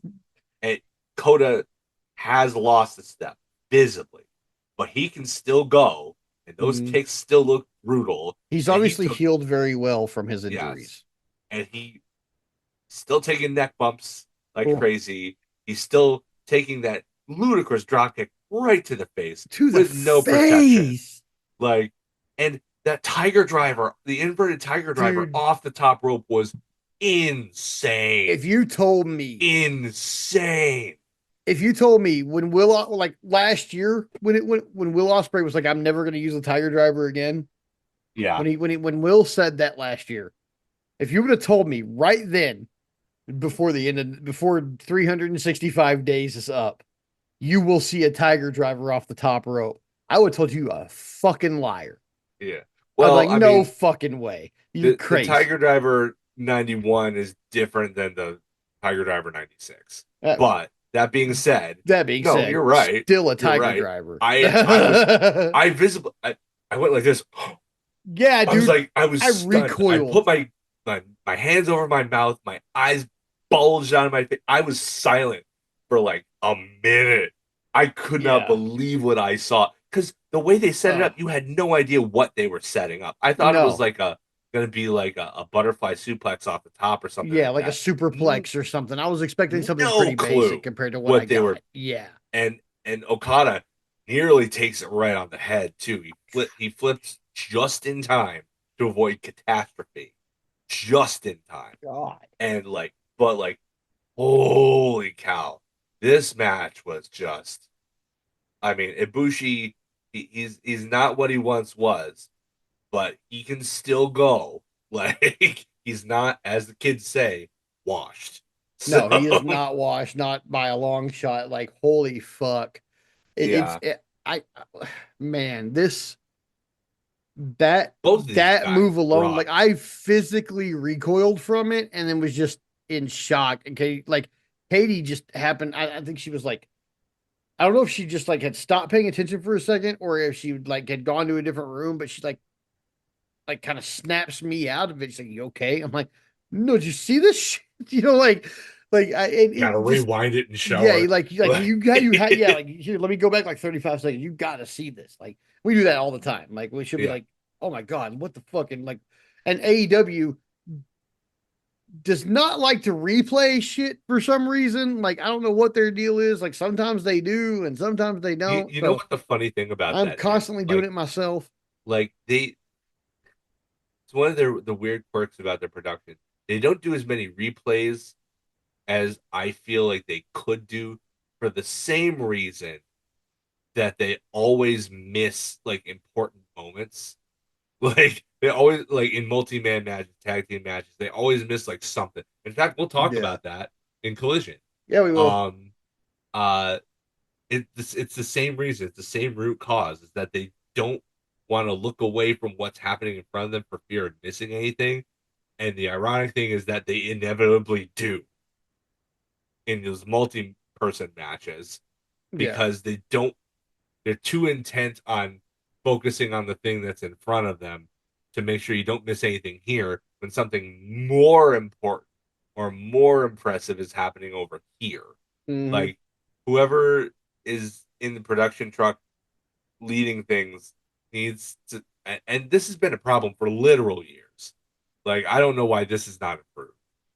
But like, if there's one big complaint I have about AEW's production, it's this. It's like they miss way too much stuff for the sake of, uh, you know, not knowing when to pivot to a different camera.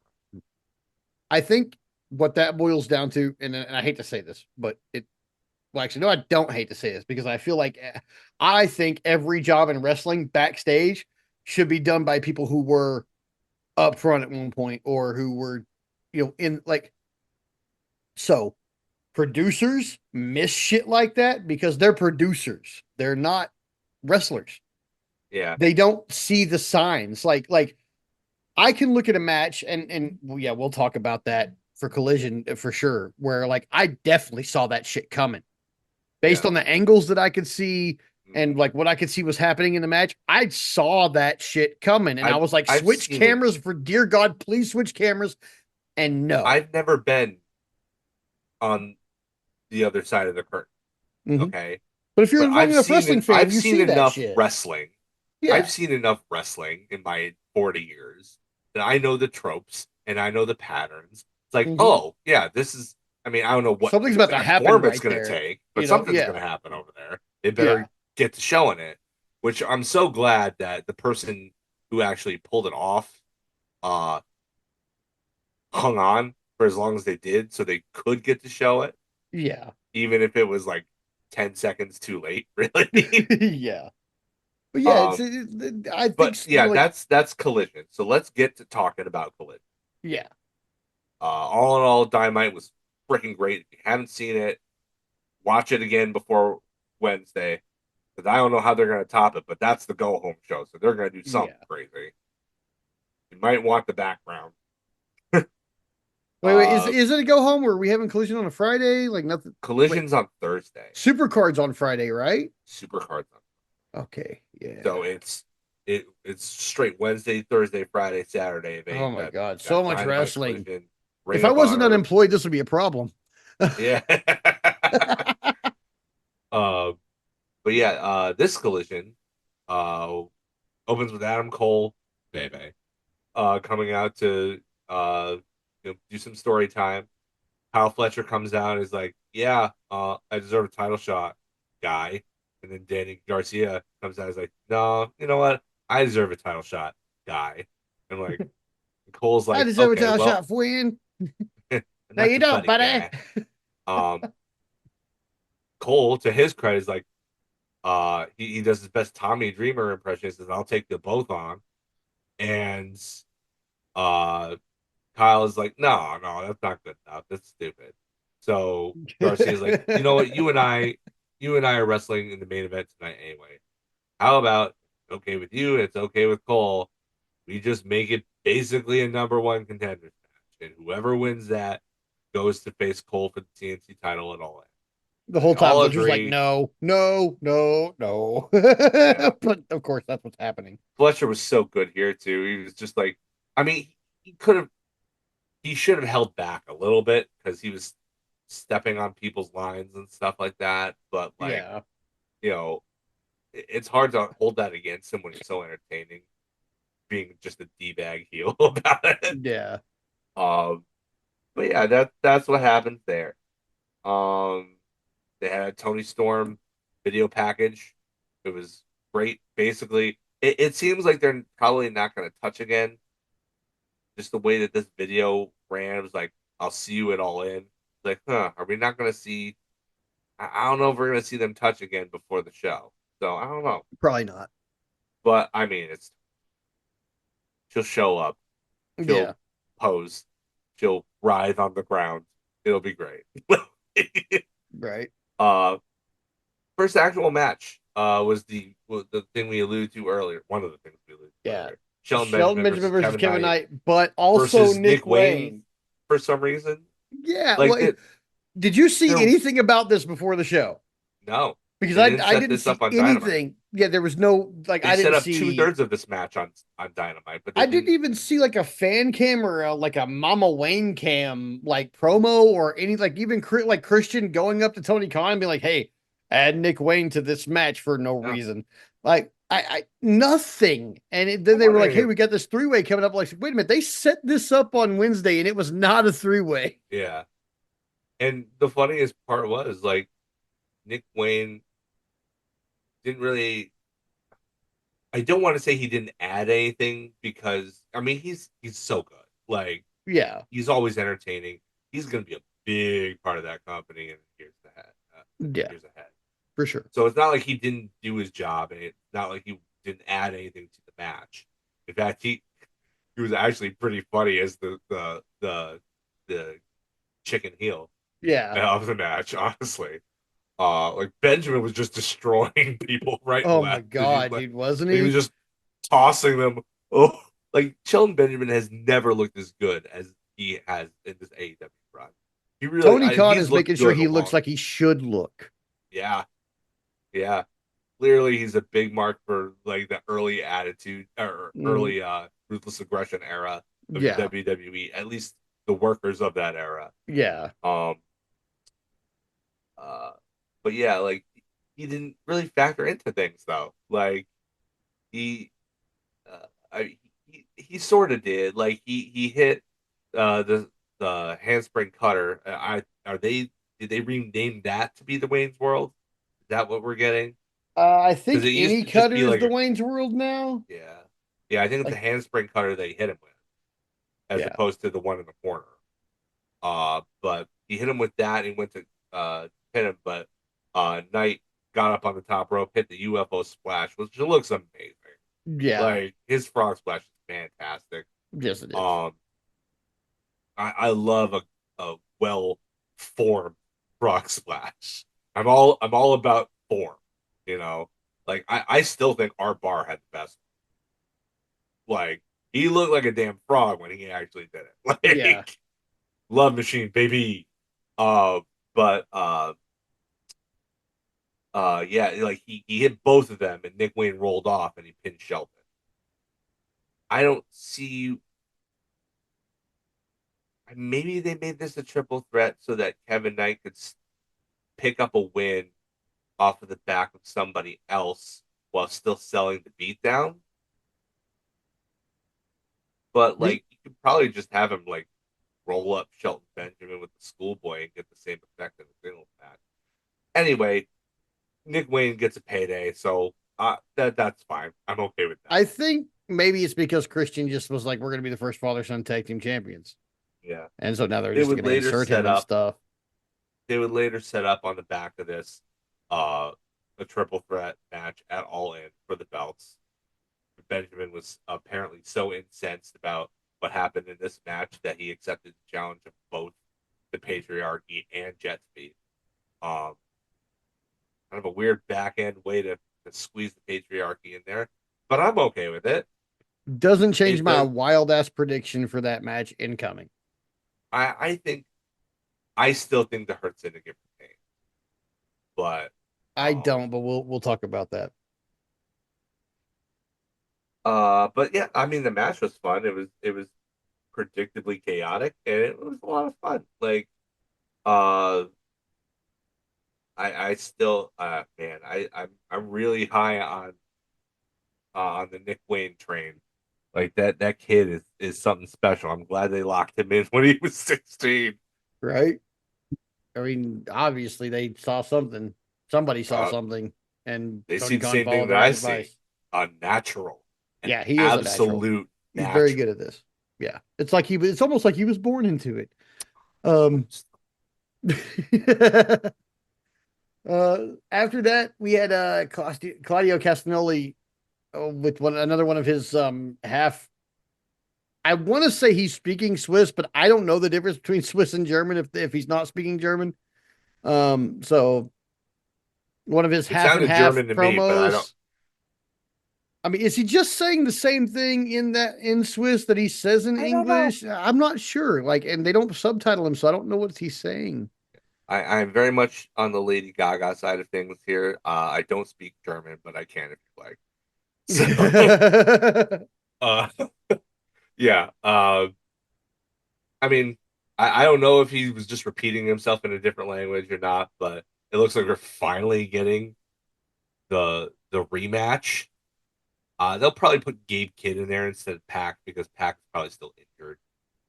Yeah. Um, but they're gonna have to hurry up on that because they only have one Dynamite and one Collision to get a replacement in there.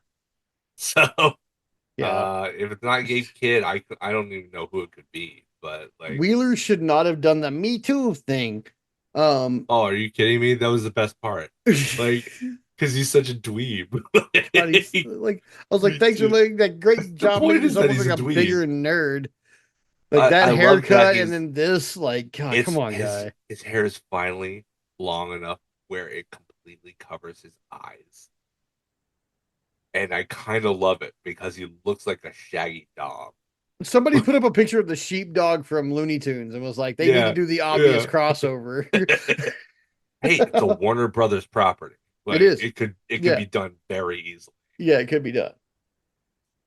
Um yeah, next was another trios match. Mystico came back Mhm. to the theme song that was so over. Like I had Not to find as out over in the about. States, obviously. No, I mean there was a. I mean this is I mean, it Southern got a California. reaction. There was still a heavy Hispanic contingent there that at least knew the song. Hmm. There were people. They showed people in the Oh, yeah, they stands were definitely singing the singing it. song, but it Yeah. wasn't. universal like it was in Yeah. Arena, Mexico. It's one of those things where like all us Mexicans know that song. Yeah. Uh, y'all need to get on board. I should learn that song. I should learn that You song. should actually. It's a great song. I mean I love listening. I don't speak like a lot of Spanish, but I do enjoy listening to Spanish. It's a gorgeous thing. I I got some love stuff I'll Spanish. put you on to then. Please do. I would You'll love. love it. We've talked about this, you know, off the air, but like I'm a huge Selena fan, Oh yeah. like enormous Selena. If any of you guys who are listening haven't gone on Netflix and watched the miniseries, the biopic miniseries about Selena, you should do absolutely, and you should get a ton of tissues because you will cry your damn eyes out by the end. Uh, Yep. I cannot recommend it highly. It's wonderful. But yeah, I love listening. I have a coworker who's from Honduras, and so like I'll put music on while we're working, and there I'm actually kind of surprised at how many American pop songs she knows from a certain time period anyway. Mhm. Britney Spears is universal apparently, Oh yeah, but yeah. but like anytime I'll put on put on Selena, she like ah! So we've bonded over my limited exposure to Spanish language music. I should get more into it. But yeah, he had his music. He had Mark Briscoe and Hologram with him against RPG Vice and Hechicero. I finally figured it out from RPG Vice's uh video that it doesn't stand for Rapungi. It stands for rule, power, greed. And I just got that, and I feel like such an idiot. I feel like it's such a stupid, And I complete still don't moron. like it. I don't like it I either. still I don't miss the like. old music. Rapungi Vice's theme music was great. Yeah. It was Rapungi, Rapungi Vice, Rapungi Nights. Like it was just chill. Like I loved it. It was so Yeah. weird, and I loved it. But anytime you put Hechicero on my TV, I'm a happy guy. Oh yeah, I love Hechicero. I Oh my love God. my big Mexican wizard. He's so so fun to watch. Like I just put him, bring Danielson out every time. I put him against Danielson, against Zack Sabre Jr., against Daniel Garcia, against Lee Moriarty, and just have a huge pecker battle, and I will be happy for the rest of my life. Oh yeah, it would be. Uh, Hologram was in this match, so you know the baby faces were winning. I mean, Yeah. not Mystico not to was in put this too match. You knew the baby faces were well, winning. That's kind of yeah. where I I was mean they too, also. well, Like, I mean, I could have also seen like the Hurt Syndicate coming out to screw him, but yeah. like hologram But ain't losing. hologram is Hologram ain't undefeated. losing. He's Yeah. oddly enough the most protected guy on the roster. How is he not getting some kind of title shot? He's got 27 wins in a row. Like, Maybe he'll win the casino battle or the I casino mean, gauntlet match. I don't It's know. possible that he'll be in it. It Since is we don't have a possible. match for him on the show, it's possible that's where Yeah, he'll compete. yeah, It's pretty much going to be the catch-all for all the dudes and all the chicks who aren't going to be on the yeah. show otherwise. It's the So payday match. it's the payday Instead of match. a It's like battle the royal, Andre they the have a Battle. gauntlet. Yeah, it's like the Andre Battle Royal or um, and TNA does one too. They have like at like Final Battle or whatever they do have like a catch-all Yeah, match. I forget which one it is. but Ultimate X or something like that. this match was great. Rocky Romero was in this match, so you knew that he was taking the pin. Oh, Or it wasn't a 100%. pin. It was Poor an Esicon, immediate man. tap out. He put Yeah. Lamistica over as if his arm was being detached from his body and beating him over the head with it. Like Right? like God, I love Rocky Romero for everything that he has done for the world of professional wrestling. If Yeah. he'll never make it into like a WWE Hall of Fame or whatever, but like if he isn't He'll like be in in every other wrestling Hall of Fame ever, literally probably. every other wrestling Hall of Fame. By the time he Yeah. hangs up the boots, he should be in it because he has contributed so much Yeah. to this business If you in the have a last favorite 10 years. moment, if you have a favorite wrestling moment anywhere across independent American wrestling or New Japan or anything like that over the last like 10 years, Rocky Romero is probably responsible for like 50% of it at Yeah, minimum. he has his hands in it somewhere. Yeah, Yeah, yeah, he definitely has his finger in that pie. like, and he Yeah. plus he has that sweet Snidely Whiplash mustache now, and it just he looks like such a greasy, grimy low life, and I Oh love yeah, it. I love it. yeah, It goes really well with that blazer that he wears. Uh, yeah, but the baby faces win. I mean, yeah, it's fun. It was a fun trios match. La Mystico picks up the submission for the win. And then uh Mark Briscoe does his best to have fun along with Mystico's theme song yeah. in the corner. It's like he doesn't know the song when he's doing air guitar to it. But it was fun and it's impossible to dislike Mark Briscoe. Yeah. Um, This is my favorite the part of the night right here. the MJF and MVP thing No, wait. No, what? Wait. Oh no, no. because they After appear this. on the screen after Oh this yeah, and they yeah. They talk came trash after. to Mystico Yeah, and to Mark Briscoe. And but MVP even speaks some Spanish, which I didn't know. I didn't know he could do that. I didn't know he was. I don't know if he's fluent.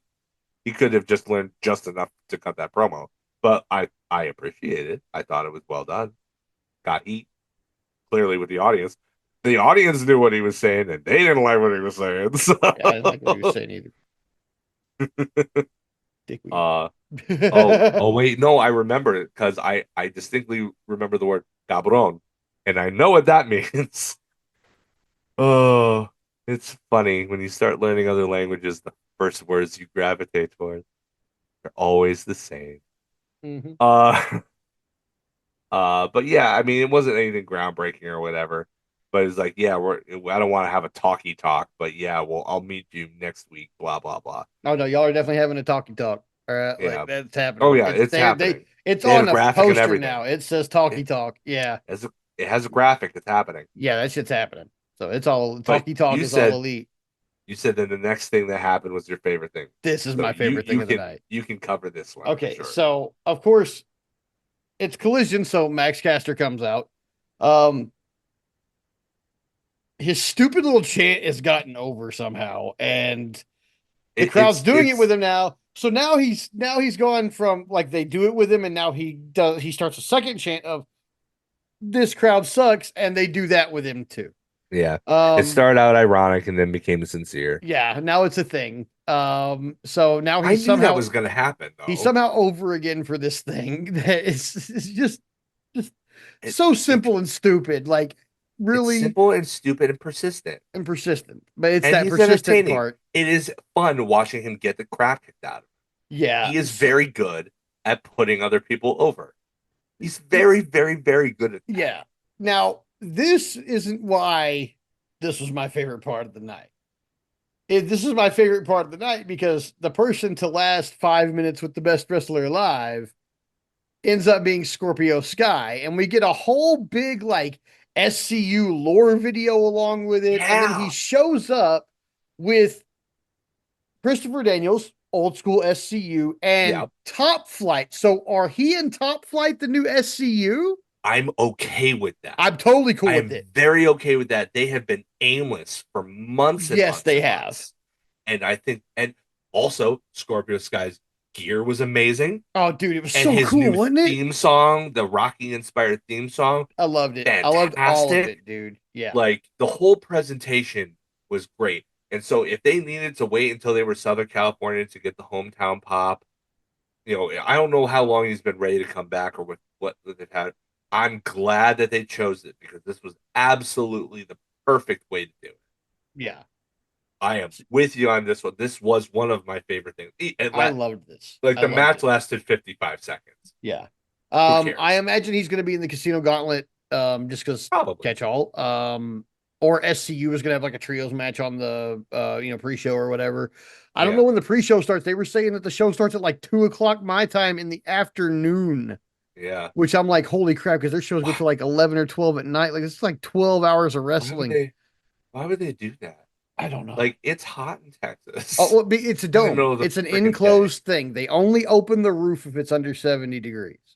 Okay. So it Okie is doke. actually an enclosed, and they keep it 70 degrees inside. So Thank they try God. to I keep it was around worried seven. Yeah. about y'all. No, no, Like, it's a oh, don't like it's a retractable roof like Reliant was. okay. Where we All went to right. Yeah, yeah, yeah. WrestleMania. It's a retractable roof like that. So but yeah, so they have a retractable roof over the outfield or whatever, and it's Yeah. only yeah they turn it off or they open it up when it's like 70 or below, like between 60 and 70, I think is when they have it open. Uh, So it's okay, like, that but they makes try to sense. keep it 70 degrees in the place. So yeah, it might be like now.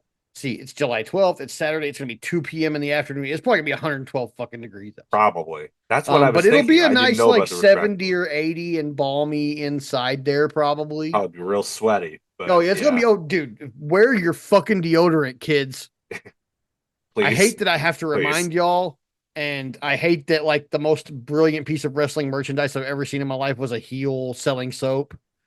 But it's on the fucking nose. Wear your Who was deodorant, doing kids. that? That's brilliant. A guy at a local show that I refereed at, like Oh, he that's so fucking his good. merch booth. He had soap, and he was a heel, and That's it so good. best fucking piece Oh, of merch I've ever seen. that's I incredible. bought a Did it have his bar. face on it or anything Yeah, written yeah, on he it had like or it like the packaging had his face on it, and I'm pretty sure the bar of soap was like carved with his face on it.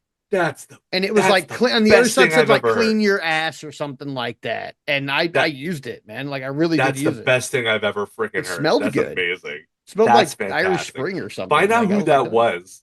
I'll Find get out who his that was name. for me. Yeah. I'll Yeah, go look at the because last card I refereed because it's the I last mean, one I I don't have refereed. like strings that I can pull, but I can talk to George and see if maybe I can get him booked up here because that's great. Oh, That's dude, so good. amazing. He was right next to a guy who had like weed trays and lighters and grinders with his wrestling stuff on it that he was also selling. And I was like, you guys are Oh geniuses. You're really God, tapping nothing into your beats indie fucking wrestling. I swear to God. uh man, like Um, you Will Nightingale had a squash match next against someone named Vipress. I've never seen her I before. blinked and missed it. You know what though? Straight up, You dude. should go back and watch it. I'm gonna say for an enhancement match, I love when they do like different things with enhancement matches and make it more than just a regular squat. There is like Viper's was definitely very great, but she did she did this one thing that I thought was incredible. It was a character thing. It wasn't a move. It wasn't it was she got mad that Nightingale was beating her up, and so like she like shoved her or whatever, and she's like, you know what? All right, I'm done with this. She goes and she puts up her hair and she marches around the ring. She's super duper upset. Like, okay, here we go. And then just like she gets made with a power bomb and we're done. But like just that little thing, like she just puts her hair up into a messy bun. I'm like, oh my God, how have I never seen anybody do that before? Right? Like That's nobody's so been like, bitch. simple, but it's so brilliant. And Yeah. it's like, okay, I know you're a Latina now. I mean, nobody does it like y'all. Nobody does that like y'all. I was like, okay, all right. I see what you're about and I respect it. I respect it. Like, I don't care Oh. that she was green as grass. Bring Vipers back because that spot alone made this match so much better than just your average enhancement match. Like, she obviously has a knack for entertainment. So, like, just please bring her back. Please. Also, during this very, very quick match, there was a cut to, since you missed it, I'll let you know. There was a cut to the back where Statlander was watching it, and Una comes up and he's like, yeah, you're welcome. And she's like, don't help me. And she just storms Don't off. help me. Leave me alone. Leave me alone. Uh I hope they're actually telegraphing what we're gonna get and not like swerving us on that one. We'll I, talk about it more later though. I have plans for our Call it in the Ring segment that have to do with this. And I think you'll like what I've come up with if we can fit it in. That's foreshadowing for later. You'll understand that in a little bit. But Um after that was a pre-tape from supposedly from Wednesday, and I believe it because this was all taped on one day. And yeah. and Renee, it was so weird. Like Anthony Bowens was on the ground resting from the beatdown from not having won the hard match that he had where he failed to win the number 2 spot in the gauntlet. But the weird part about it was he was sitting down on the floor and Renee is just like standing over him, like, oh, here, let me get your thoughts. Like, The big bad of Renee, AEW is could you standing meet the over man him. at his level, please? Like, either help him up or get down on the floor with him, please. Like, you standing over him look very, very strange. I don't She's the like biggest this. villain in AEW, so I no, she's know. not gonna do that. She's the biggest secret villain of all of them. But yeah, Billy Gunn, he comes in and he picks him up. He's like, "Oh yeah, trust me." Like, trust me, trust me. Like, Billy, Billy, no. like, why? You've not shown like your biggest contribution to the acclaimed was giving them the daddy ass thing. Yeah, Like, this you would be weren't daddy exactly ass. known as a strategist. So what are you possibly implying about your contribution to this act here, other than moral support? Right? Like Don't get me if wrong. Billy broke off I'm on his fine. own, I'm fine with Billy Gunn being on the screen. I really am. I'm fine with him still hanging around Anthony Bowen. I have nothing against Billy Gunn, but like, I'd like to don't see him compete more. yeah, but don't pee on my shoe and tell me it's raining. No. You know, like, come on. Uh, this next match. Oh, Oh man. oh my! This might have been tag team match of the year. It Like, was really good, man. Some of wow. you motherfuckers over the Outrunners a damn apology. Yeah, it takes I'll say four to that right tango, now. and Yeah. the Outrunner. Oh my god! In this, so it was the Outrunners versus FTR, and Yeah. it was very, very. It was like both teams went backstage, and they're like, "Okay, how do we put this match together?"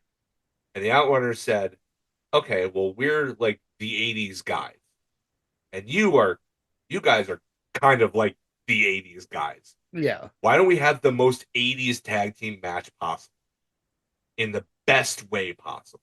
And they did that, and it was Yeah. amazing. Like, big ups, especially I feel to Truth Magnum, who was playing Ricky Morton to the hilt. He was so good as the babyface in peril in this match. Blood all over his face, Oh my god. hope spots everywhere. They like did the rule of 3 with the different hope spots and everything. Like this, I could go on and on about this match. It This was match was fantastic. it was an '80s match with modern moves. Yeah. Like that's the best way I can describe. You know, tag team wrestling was arguably the best in the '80s in the Mid South, especially. And this like resurrected that uh, just completely. It was fantastic. If you Yeah. watch one match from this show, this is the match that you watch, in Yeah. my opinion. For And sure. people, for the record, they do owe the Outrunners an apology, but they also owe FTR an apology. I will not stop beating this drum. There are a lot of people who turn their backs on FTR. Oh, they're stale as baby faces. They suck. They're not the best tag team in the world. Screw that. They are the best tag team in the world. They prove it every single time they're in a ring. Every single time. Every time. I will die on this hill gladly over and over again. This is cavalry. This is cavalry. Or no, cavalry. I had it right the first time. This is Golgotha. Put me up on that cross. I will die on this hill willingly. Adam Jesus, everyone. Adam H. Christ. How you Ugh. Oh, doing? don't put that. Don't put your evil on me.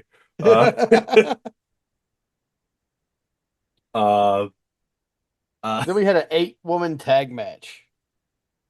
Is this that was what? too No. short. Yeah, I thought so too. Because I mean, I don't know what you get rid of it. Maybe the squash match, but that would take away a women's match, and I don't like the yeah, idea of that. Plus, I liked Viper's doing the hair thing, so I don't know. But yeah, like this match should have gone like 10 minutes longer yeah, in a at fair world, least. in a just world. Yeah, Like, and we lost like two of the more intriguing competitors for me. Between Rosa and Athena, like they just chase yeah. each other to the back. Well, I mean, they cut it. So I mean, they must have run long on this the taping of this because all the heels were already in the ring. when he came back Yeah, from yeah, commercial. like no Every entrance single for. one of the heels got the jabroni entrance. Oh yeah, I mean, and that cuts like. It's weird that Yeah, they got the jabroni entrance and then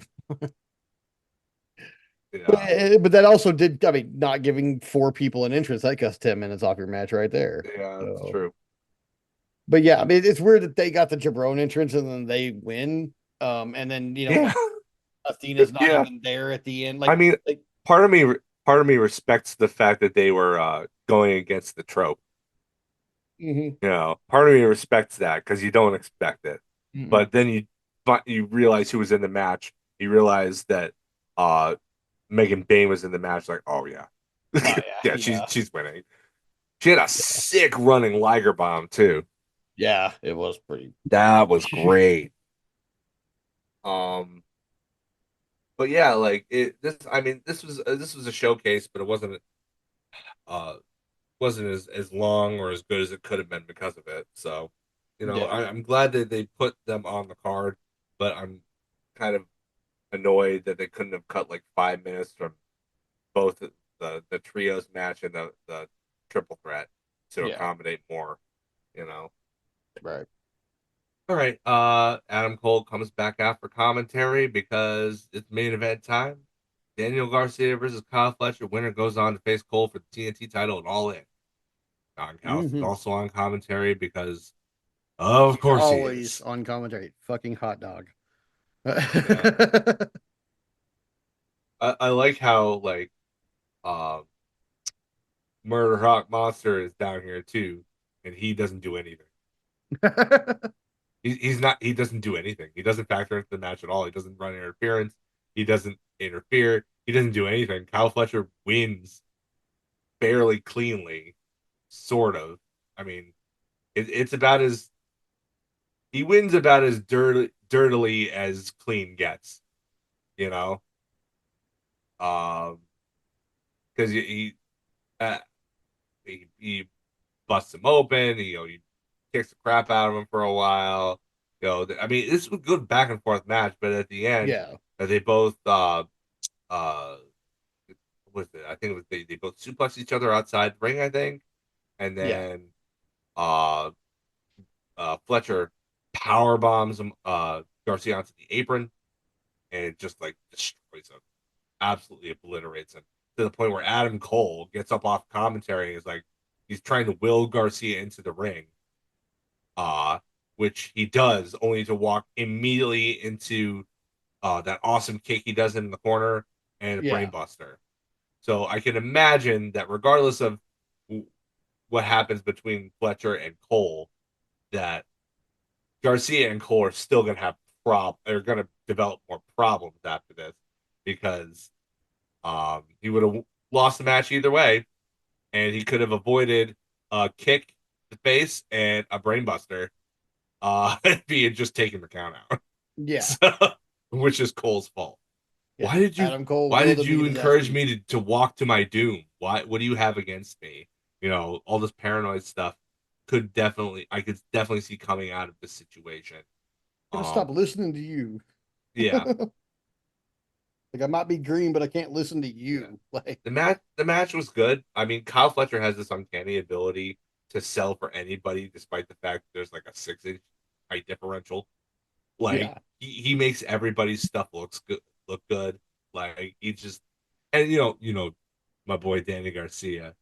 He's a scrapper. He's a little bulldog in there with the bone. that spear into like where he threw him into the barricade like head Yeah, first. you know, Ugh, dude, I yeah, was like, oh my god, this is a fucking vendetta that somebody yeah. like it's fucking terrible. It speaks to what they were trying to do and trying to put Garcia over even in defeat. That Fletcher had to go to some really gruesome lengths, kind of really, to put him down. Like, Hmm. because Garcia kept crawling and scratching and clawing back. Like, oh, you know what we forgot to talk about was the ending to the '80s match. Oh Huh, yeah. let's go back and revisit that. Sorry Okay. about messing with our format, but yeah, we talked about how the cameras were all bad. Yeah, the Hmm. ending of that match was uh FTR after kicking out of uh a Shatter Machine from the Outrunners, which got an enormous pop. Um, they hit one of their own, uh, and then uh, uh, uh, Dax wound up on the outside with Truth Yeah. beforehand. I think he had. In fact, it was a really cool thing. He tried to do the suplex the both out, suplex them over the rope and follow them out, back flipping, but he couldn't get over the rope. So Yeah. instead, he adjusted really well and face planted himself and used that as the excuse to roll outside. Yeah. Just true pro stuff there. I mean, that's thinking right on the fly too. So, but by that, uh, the point is though that Dax was on the outside, so that um, Turbo Turbo Floyd was in the ring. He didn't see Dax coming to assist with the uh, shatter machine, Hmm. and while the referee was counting on the outside, Turbo Floyd was being held around his ankles to prevent him from getting back in the ring by Stokely Hathaway, who, to Hmm. his credit, probably figured that the camera crew was going to mess up and held on to him for like 15 seconds longer than he needed to in Yeah. order to make sure that the That they finish was saw. captured somehow. Yeah. Big ups to Stoke for being heads up about that. And they did F that up. They Like did. they They effed it up absolutely bad. did. Like the match was damn near perfect, and the production just let them down a little bit at the end. That's all. Yeah. Just a little bit. But But it yeah, was like the sorry. most I important I moment. promised we would go back to that, so I wanted to make sure I went back to that. But yes, Danny Garcia and Kyle Fletcher was their main event. It was a good, solid back and forth stuff. I don't think Garcia really loses anything. Anytime they do the spot where it's like, oh man, he really got rocked, like it's always like a wash. They Yeah. can lose and they not lose anything from it. I don't think Danny lost anything from this Why at does all. Danny Garcia always get like? I mean, is maybe it's just the way he sells, but it all I always feel, or maybe it's the moves he agrees to take. But I always feel like he gets like injury level shit kicked out of him every time he wrestles. Like every time. Yeah, he loves putting guys over. Like that's all It's I like can kind of say. it's like he's taking the face plant on the railing. He takes pile driver after pile driver from FTR. Like I mean, the Yeah, guy just like it's like poor Danny. Like if the point is to be like poor Danny Garcia, then I feel for poor Danny Garcia. Please stop hurting this poor kid. yeah. He's just a boy. You shouldn't have done that. He were just a boy. But yeah, Collision was good all around. I don't think it was quite as good as Dynamite, but it was really really good. It kept the momentum going of great TV leading into this pay-per-view. So we've got one Yeah, more set. We've got uh Dynamite 301 and Collision 101 before All In. yep. And Go I home I can't shows wait and to see what like last minute tricks they pull out. I'm really excited to see what they do. So yeah, that's it. yeah, it's gonna be a hell of a week going home for this. Like next week is gonna be a crazy review show.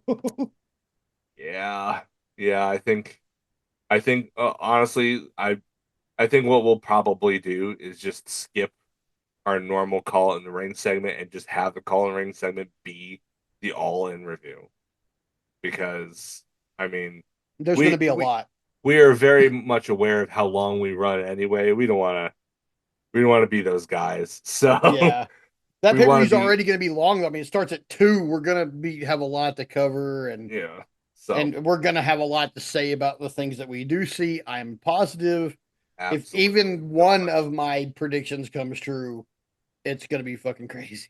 So Yep. there we are. Anyway, that leads us into this week's call in the ring segment though. Yes.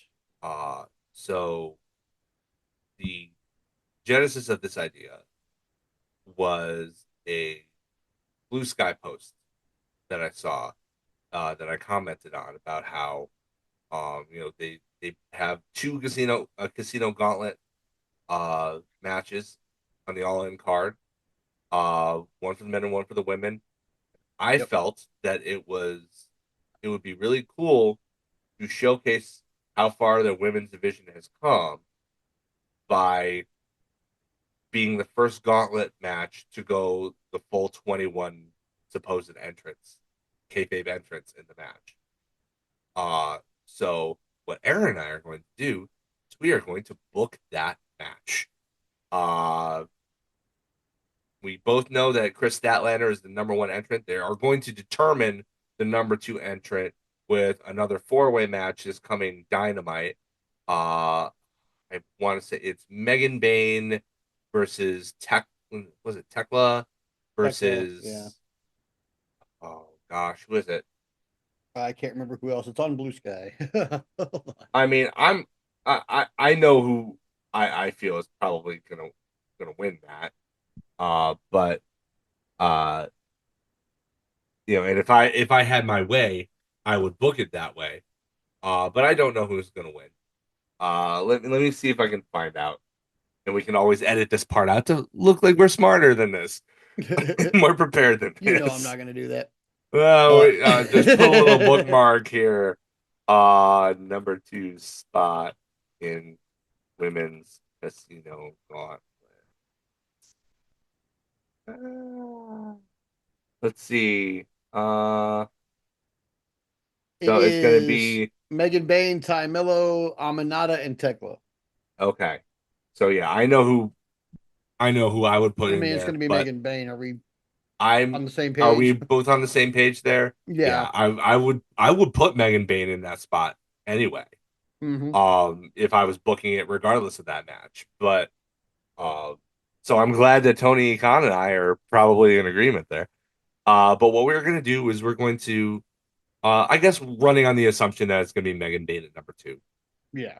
We're going to alternate who comes in successive numbers, and we're going to gradually book out the entire thing until we have all 21 entrants, and then we'll give you a winner. So, Okay. uh, we're just gonna call number two Megan Bain because it's pretty Okay. much. I think that that's exactly what's gonna happen. I think that they're gonna want the two powerhouses to stand in the ring next to each other. Statlander's got kind of uh, a redemption kind of arc going on a little bit here. Uh, Yeah. I think Megan Bain is the perfect person to put across from her because she's the only one who, in that match, I mean, you can make a case for Aminata, but really, I think the biggest crowd reaction for the start of the match would be those two. So let's just go ahead and assume that, and then I'll let you have number three. Who do you got coming in at number three? Hmm. At number three,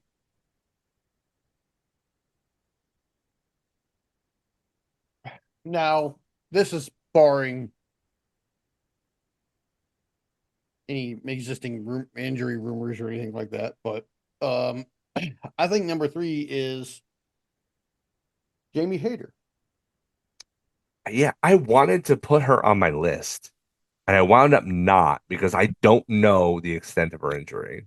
I don't either, but if it is possible, this is the best starting three because that's the three quote unquote strongest women in the women's division. So, Okay. So do you have anything like fun spots or whatever they could do there? Or they just um, going back and forth doing stuff. man, a three-way test of strength would be really cool here. I don't think I've ever seen that done. I I think that don't that think would so be either, but I think it would be really really good here. cool. I Yeah. love it when women especially lead the way in innovation Hmm. like that because it you know it bucks the idea that men's wrestling is inherently superior. You know, I mean, you Yeah. look at All Japan Pro Wrestling, women's pro wrestling in 1986, and it's like, oh, this is what we watch today. Like Yeah. it was like Yeah. that far ahead of its time. Yeah, it So was. okay, uh, well, what I all right. I'll see that. And at number four, I will just go ahead and put in Tekla. Okay. She attacked Jamie Hayter to make her debut. There's no reason for her not to be. If we're gonna put Jamie Hayter in that third spot, no reason to have Tekla not come out and continue with that whatever beef she seems to have with that. We can Yeah. progress that there, I think. By the way, let me say because she debuted during our hiatus, I think. Um, at least in her in-ring debut. Uh, I love Tekla. I think she has got just such a great presentation. Everything like she knows exactly who she is. She knows exactly what she does. She knows everything that she does is her technique is really precise. Hmm. She knows very well where the hard camera is at all times. She know, whatever camera is on her, she knows where it is. She knows to make a cool badass face at it at every opportunity. Like she takes a beating really well. Like, and she Yeah. just gives off this aura that like her character is not one who's mean, but one who almost is like predatory. Like Yeah. she takes this toxic spider thing to a level where it's like the way I interpret it is that she's not mean or cruel. She's a predator doing what predators do. Yeah. And this predator feeds on the pain that she inflicts on others. It's just sustenance to her. It's not personal. I mean, she does enjoy it, but it's not like, you know, this is just what she does. A predator does what a predator does, Mhm. you know? And there's nobody else that's really like that in the division. And like I feel like, even in the 5 or 6 weeks that she's been there, that she's been kind of relegated to like kind of a background thing in a bunch of tag matches. But I feel like there's a real opportunity for her to get really, really over. And I hope to see that. I just wanted to Yeah. put that out there because you know, like I said, it was during our hiatus. We haven't talked about Tekla at all since Hmm. then. Yeah. I just wanted to put that out there. Big fan of Tekla. And I'm also a big fan of Tony Schiavone weirdly referring to her constantly as Spider Tekla for some reason. I don't know why he does that, but I'm kind of a fan of it. It's dumb and it's silly and it's like, why are you saying that, Tony? Yeah. But I'm not gonna stop you from saying it. Keep on saying it. All right, what do you have? Who do you have at number five? Let's see. We got tech list in here. So yeah, oh, by the way, Tekla would go right at Jamie Hayter, and they would brawl the outside, leaving Chris and Megan to kind of like continue unabated until Yeah. number five comes out, whoever that may be in your estimation. I think five is where we'll probably see, since we had such a strong starting four, this is where we'll get like Anna J. Somebody like that. So let's go with Anna Yeah, J. I mean, there's yeah, like you want to. I feel you. You kind of want to balance out the heels and the baby faces. I get that behind that for sure. Plus, Hmm. she still has you know a thing going on with Megan Bain, so she could help Chris out, even if it's for her own end. Yeah. I think Okay. she probably assists Stat with Bane. I mean, not to like team up with Stat, but because Megan Main's Right, been on right, her right. bad side too lately. Gotcha. Like her, I guess Anna J and Ty J and Bane and Penelope are like kind of a feud. So Yeah, yeah. They set it up it pretty makes sense. well week prior to last when they had that whole kind of showcase with, oh, these are the women who are probably going to be in the gauntlet, where they all Yeah, just kind of like separated off into their own little cliques there. yeah. Um, so for me, the next one in, I feel, should be Deanna Perrazzo. Not just Okay. because I love her and wish for more things, but also, as maybe you'll see later, that there is an ulterior motive towards the booking of this. Okay. Uh so yeah, I want to have her come in.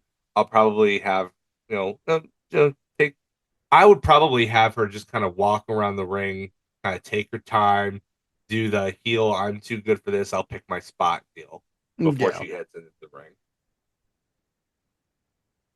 The number seven, sir.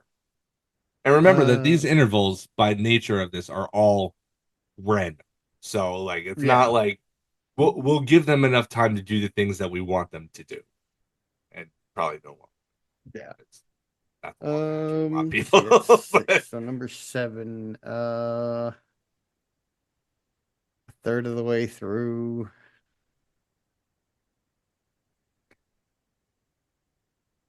It's weird because like who do you like who this is the third of the way through, so this is gonna be one of your like generals. One of the people controlling the flow of the match and helping things out here. Um,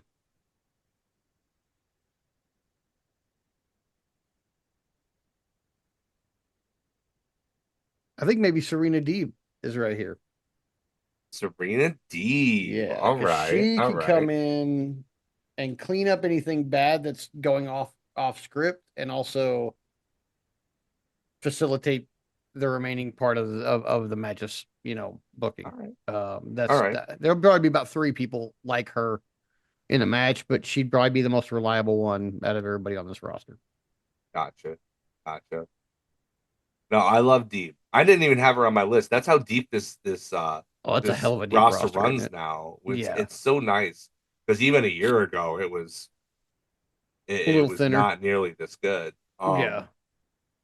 That being said, uh, my number seven or number eight rather, I'm going to put in somebody absolutely necessary for this match, Willow Night. All right.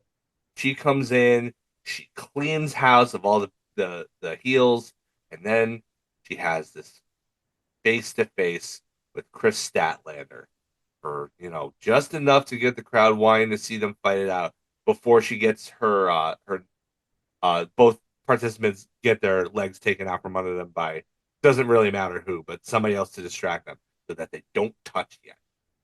Very important, they don't touch yet. But yeah, that'll be the duration of number eight's uh segment there. So is it important that they don't touch yet when number nine is Marina Shafir? See, I am on my list. Marina Shafir also came out right after Willow Nightingale. You and I think, are of the same mind with where to go with this. Yeah, I think I so. think I think that you and I are. I think we're gonna have some similarities here, and I am for it, sir. Yeah. So what does she Uh, do when she comes out? so Marina encourages Statlander to attack Willow by attacking Willow. At which point, the Death Riders are finally and decisively, roundly rejected by Chris Statlander because she saves Willow. If I may, Chair, Saturday if Night Fever, it doesn't matter what it is, but if I she may, attacks Marina. if I may add to that, because that is an element of what I had. Okay. I want Shafir to beat the crap out of Willow for the rest of the majority of the match by herself. Just those two. Nobody else gets involved. She beats it down. Stat gets distracted by other things. Okay. But at some point, the rest of the ring clears, and the three that are in there are Marina and Willow and Stat. And this is like, I want this to be right before the 20 or right before the right before the 20th entrance. So like the almost the entirety of the rest of it. And she'll have a weapon of some she'll have Willow beaten and bloody because Marina Shafir is a legitimate badass. and she can absolutely do that on her own, Yeah. even to the babe with the power. And so, like, I want people to be very, very concerned for Willow Nightingale. I would like Marina to have some kind of weapon. I don't care what it is, but I think it'd be kind of fun if it was the briefcase. Yeah. It doesn't really matter what it is. What matters is that she's beating the crap out of Willow, and then she hands the weapon to Chris Statlander, and then she stands guard. The implication being she wants her to join the Death Riders and accept this as like an offering for her. That Yeah. not only are they allowing her to finally get some kind of whatever warped retribution they think she wants against her by Hmm. handing her this weapon, but also standing guard implies that they're gonna Marina Shafir is giving up her chance to win this match in favor of Chris Statlander. They're giving her the match. Chris looks at the weapon and she looks at Willow, who just helplessly like looks up at her, like, no, don't, you're better than this. Or maybe she just doesn't say anything at all, and then she just looks pathetic. Or maybe she thinks that, oh, he's gonna do it. Okay, and then she holds out her arms. That part I'm flexible on. What I'm not flexible on is Chris Statlander taking up the weapon, and it looks like she's gonna hit Willow, but then instead smashes the crap out of Shafir and just mollywops her, just completely takes her out of the match Yeah. entirely. Just beats Yeah. ever loving Maul crap out her. of her and then like just maul her Yeah. and then feed her to Willow, who to this point has gotten on her feet. One babe with the power bomb later, she rolls out of the ring, and with tears in both of their eyes, they finally embrace each other. There we go. And that will be the final thing before the 20th entrant. And we'll get to what I want to happen there when we get there. All right. But we're not there. We're at number 10. 10. So who So do who is you want at number no, 10? that's you. I call Marina Shafir, so Oh, that's right. That's right. I want to I have somebody at number 10, but I think I'm going to change it okay. because I want to put in somebody else. So what I'm going to do is I'm going to delete Mina Shirakawa for now at least. And you may add her in. That's fine. But I need me some Penelope Ford in here Okay. so that she can come in and help Megan Bain. And so the match takes a little bit of a turn with two people actually working in concert with one another for the first time. Okay. That will be important. Okay. All right. So they start, kicking ass, taking names. Meanwhile, number 11 is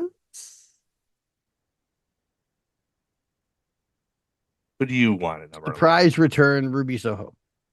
Oh, yay! Ruby, Ruby, Ruby. I had her later on. I'm so glad that she's gonna still be in this though. That's fantastic. Yay! Yay. Comes out to, I imagine, a monster pop. Probably. Maybe a Oh, I'm so mommy glad. chant or something like that. Well, Because no, AEW fans are just like that, and they'll chant anything. yeah, They they chanted will. empathy and kosher pickle this week, so This is you know, true. like Yeah, that's absolutely true. So she'll probably be not fleeing house in Norway. She's a tiny little impish woman who sticks and moves, but she'll get her licks in for sure. yeah, for sure. Um, so in that case, I'm going to stick with my original pick for number 12. Sky Blue comes in. Okay. She comes in, she does some flippy stuff. I think she and Ruby could actually do some really cool stuff there. I Yeah. like that. I like that idea. Um, yeah, and it's more, you know, I won't say filler because everybody has a role, and it's somewhat disrespectful. But Yeah. this is we're building up to more story. This is what this is. Yeah. Well, in this case, I kind of want more faces in peril. So along with Sky Blue, we'll get Julia Hart. I am glad that you said that So because now we she have factored into my plans as well. two pairs of heels who are working in concert with one another, and the faces are in apparel. Yes, wonderful. Okay, so uh, that being said, I am going to. It does not. I want to preface this by saying it does not matter to me who wins the Ring of Honor World Women's Championship. Doesn't matter to me. But Athena has to be in this match, regardless of whether she remains a champion or not. Okay, so And this is the here's where so she the goes in. okay. I'm glad you said that because she's part of my ending plans for Yeah, this match. she's a major part. Yeah, You know, she's because there's a lot of other homegrown. shit going on, but Yeah, what Athena has going on might be the most important part of this match. I think we're of the same mind. Yeah, But yeah, she comes in, she starts, just destroying everybody. Oh, faces all around. yeah. Uh, Everybody gets one. You get another everybody face. gets one. You You get get one. You another get face. you one. You get one. You get one. Yeah, everybody. All right, yeah, Um, she cleans house and then she comes across Megan Bain, and then she gets a little gun shy. But because remember that in the tag match, there was a little bit of a friction there between mhm. them in the last 2 weeks. I think two goddesses just don't want to get along. There's only one Yeah, room enough for one goddess in this company. it's And I Athena. think we're going to see that soon, but it won't be in this match. I think they'll tease it, but then they'll ultimately work in concert to take out some of the baby faces. We'll save that for later in a different match at a different time. Yeah. Well, the faces are going to kind of get out of a little bit of peril here as the next one's going to be Ty Mello. Oh, I had her at 15 too. No, that's great. Yeah, I love the fact that she's come back finally too. Like, Yeah, big fan of her work. She and Anna Jay are just really, really good together. I mean, their actual friendship really, really shines through. yeah, Like, it's really, really fun to see two besties just kind of be wrestling besties together. It's pretty awesome. yeah, yeah. It is pretty good. Um, all right.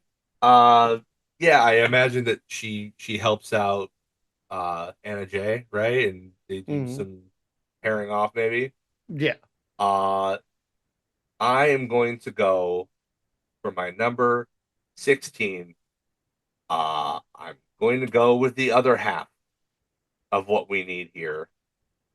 In terms of uh the previous world title match. This is where Thunder Rosa comes in. Okay.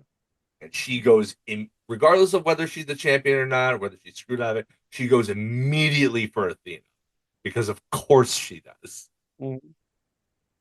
Bad feelings, even if she wins the belt, the bad feelings do not just dissipate. So you get the two Right. Texans going at each other, one adopted and one homegrown, but both Texans just going right at each other to pretty much ignore everything else for the moment. Yeah.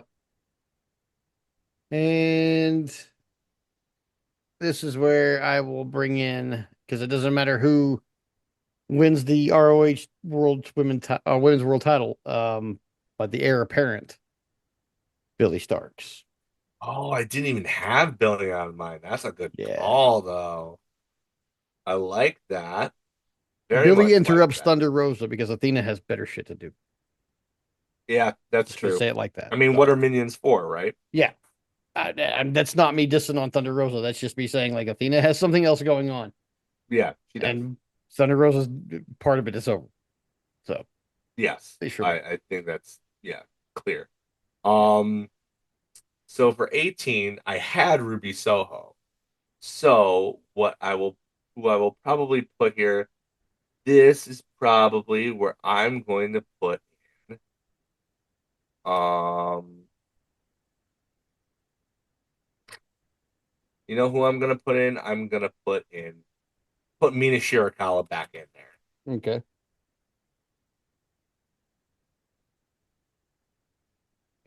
Good place to have her because she's going to be in the match, but later on, I mean, Yeah, she'll come in, she'll get her shit dance, in. she'll Yeah. do vaguely lesbian things with other people. It'll be good. It'll be a good time. And maybe a tornado off something weird. And Yeah. Yeah. Yeah, I mean that's to me she'll probably be kind of just a generalist. There's nobody here that she really has any issue with at the moment. mm, So like she'll just be in it to win it. yeah. All right, 19. That's you. Hmm.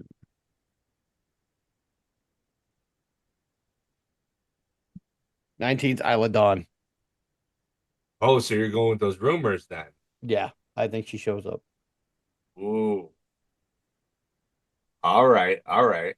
Not I can much impact in this match, but this is where she shows up. all right. That's If fine. it's not her, it's Shotzi. Yeah, I'm not sure which one. I prefer it to be Shotzi, but I I don't think it's think Isla. they're gonna go with Shotzi yet. I think they want to probably see her work improve in the ring before Mhm. they take a chance on her. Yeah, Um, I mean she did a couple of death matches right out of her contract. So I mean, she's definitely doing interesting things. yeah. Uh okay, so uh there is somebody that I want in here that is going to take the place of somebody who was soft advertised here. Because I think what I want to do with this person is more important than what they would probably do with the other person. So instead of Queen Aminata, we'll have a backstage thing. We'll have her place being taken by the increasingly anxious Haya Valkyrie. Okay. And at that point, so remember, this is right before her entrance is when all that stuff with Shafir and Statlander and Willow takes place. Okay. Immediately after this, with Taya Valkyrie entering, this is the part where now you have several of the established women's tag teams all in this match together. This is the longest segment of the match between entrants. This is where you have them all showcase their tag team stuff. Everybody gets their stuff in with somebody. Anybody who's not in a tag team, an established tag team, is out of the ring. They don't enter the ring during this period.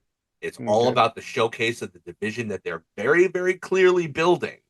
Even if they're not going to debut the tag belts here, they're very clearly building it. This is where you showcase that. You have them do all sorts of double team maneuvers. You have them, all the good stuff to showcase what that could be like and get the crowd thinking about and hyped up about the future tag team division. You need to Yeah. build this up as best you can. This is the perfect place to highlight that. So, with that being said, that segment alone takes like 5 minutes, which is like an eternity in wrestling. But you need that kind of time to showcase what you want to showcase here. So you've got the vendetta with Ty Valkyrie in here. You've got the full vendetta. You've got uh Ty J. You've got Penelope and Megan. You've got uh what's her face? Sky Blue Sky and Julia. and Julia. And most importantly, Willow and Chris, who work together and are the ones who are standing at the end when the number 21 entrant happens. Hmm. I have an idea who I would like at 21 that I think is very, very good and would blow everybody's socks off. I don't know what you have. You know what? I'm going to give you 21 because you're really good at this. So at the Number 21, the digging in last and one. getting Thank pulling something out of the pouch I that's like, holy I mean, shit, that. we may have the same idea. Okay. So I don't know. I don't know what you're thinking. But for your considerate for the consideration of the Midnight Society, number 21, you hear music you've never heard before, making her a very first appearance for AEW. Whether it's a one shot or whether it's a longer contract, determine later. Doesn't matter. Number 21, the one, only Beth Phoenix. Oh shit. Okay. She comes out, crowd goes banana, and she just goes to. She enters the ring. It, the moment is of being taken in. Stat and Willow, they stand there in awe. Phoenix doesn't attack them. Megan Bain comes in. All the powerhouses, all the heels come in, try one after another to take them out. Beth Phoenix just freaking takes them all out by herself.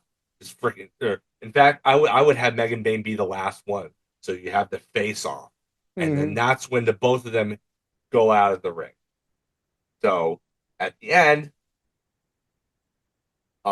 baby faces drag uh, Megan Bain or Bane and Phoenix probably brawl to the outside, uh, leaving Penelope Ford in the middle of the ring because she was helping trying to get Phoenix out of there, help her goddess. Who scores the winning roll up from behind? But Athena. of course, Athena. Because who else is fucking winning this thing? It's No got one to be else can win Athena. this. It No. needs to be Athena. And Yeah. the great thing about it is it doesn't matter whether she's the champion or not. Yeah. It doesn't. Because if she loses the belt to Thunder Rosa, that A gives Thunder something to do, and within kind of an entirely whole new roster of women too at that, Yeah. and moves Athena back to the main card where she's belonged for ages after having been the longest reigning world women's champion in ROH history, the longest reigning champion of any kind in Ring of Honor history. Immediately she has clout, even if she didn't win it, she could just Yeah. probably just demand a title opportunity and Tony would give it to her. And Probably. even if she does have the belt, you should give it to her anyway, because then you can bill it as champion versus forever champion. And Yeah. that sells Forbidden Door by itself. Easily. Easily. Yeah, it's a win-win situation. The best person to win this match is absolutely Athena. I'm glad we're of the same mind. Yeah. Athena has to win this. And that's just one of my many predictions for All In. And speaking of which, that's our Yeah, call in the let's. ring, but we're going to extend our call in the ring a little bit today because we're going to give some of our wild and crazy predictions for All In. So, what do you got, Adam? All right. Well, let's call up the card first, and let's go down the card as it is right now. Let's just do this really, really quickly. Okay. Um, Adam Cole versus Kyle Fletcher for the TNT title. Kyle Fletcher Um, wins. I think Kyle Fletcher wins. I think that even though this makes Adam Cole's reign a bit short, I think you're running out of time to crown something with Fletcher, you know, or Yes. Fletcher with something. I mean, maybe you could do a screwy finish and then a Forbidden Door, he wins it in a second match, but he needs to do it soon. I feel like this card is probably going to be pretty heavy on the babyface wins. Yeah. So So, this this is would a be good fine. place to have a heel win. I predict Kyle Yeah, for sure. probably through some chicanery involving Danny Garcia, probably accidentally causing uh Cole's downfall, like Cole accidentally kind of caused him to lose against Fletcher on Saturday. Yeah. We already went over the Women's Casino Gauntlet match. That wasn't just, I mean, clearly by who you want to win, we're going to pick that win as well. Athena wins. Athena wins. Yeah. Athena wins. She's done too much promotion in this her hometown market and she's been such a good loyal soldier and incredible hand and really the only one keeping Ring of Honor afloat. Yeah. Throw her that bone. She absolutely more than deserves. Yeah. Um, Men's Casino Gauntlet, however, is much trickier, in my opinion, because we don't really know who all is going to be in there. We know that uh, MJF is going to start the match out with Mark Briscoe, and we know Mystico's probably going to be in there somewhere.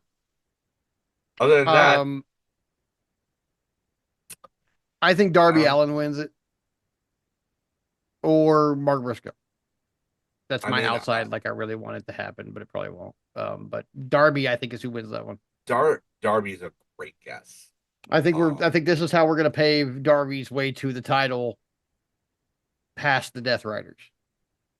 Is by having him return and win this match. I know he's gonna be part of the main event somehow, so they might save his return for that and have somebody else win this. But I couldn't other than him, I couldn't make a valid guess. I mean, I everybody else who That's has a the title thing. shot has one. I think they do what you just said. I think that they saved Darby as a surprise run in for the end. So I don't think he shows up here. I think, given what's been set up over the past couple of months in the background, simmering between Adam Page and MJF, that MJF has a very good shot at winning this. Probably, I mean, not a like, I don't think it's a 50% or better shot, No. but I think of the field that we know and don't know, he probably has the best shot. So Yeah. I'm gonna go with MJF because he and Page are clearly headed for another collision at some point over the triple B. I guess. Um, uh, I don't know when this title shot is supposed to take place. They didn't mention it being like a Money in the Bank thing like it was last year. So I want to say it's probably going to be more along the lines of a Forbidden Door title shot, which is the next pay per view. Yeah. So um, I'll say that they probably do MJF and Adam Page at Forbidden Door, Yeah. and I think MJF loses. I think that's when the Hurt Syndicate turns on him. Okay. What do you think of Swerve and Will versus the Young Bucks? I think that the Young Bucks probably win.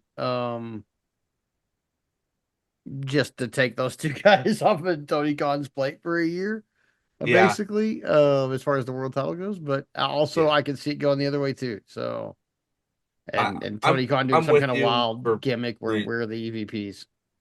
yeah. I'm with you on for reasons we already discussed. Yeah, I'm sure that the Young Bucks will cheat to win. I'm sure it will be. probably.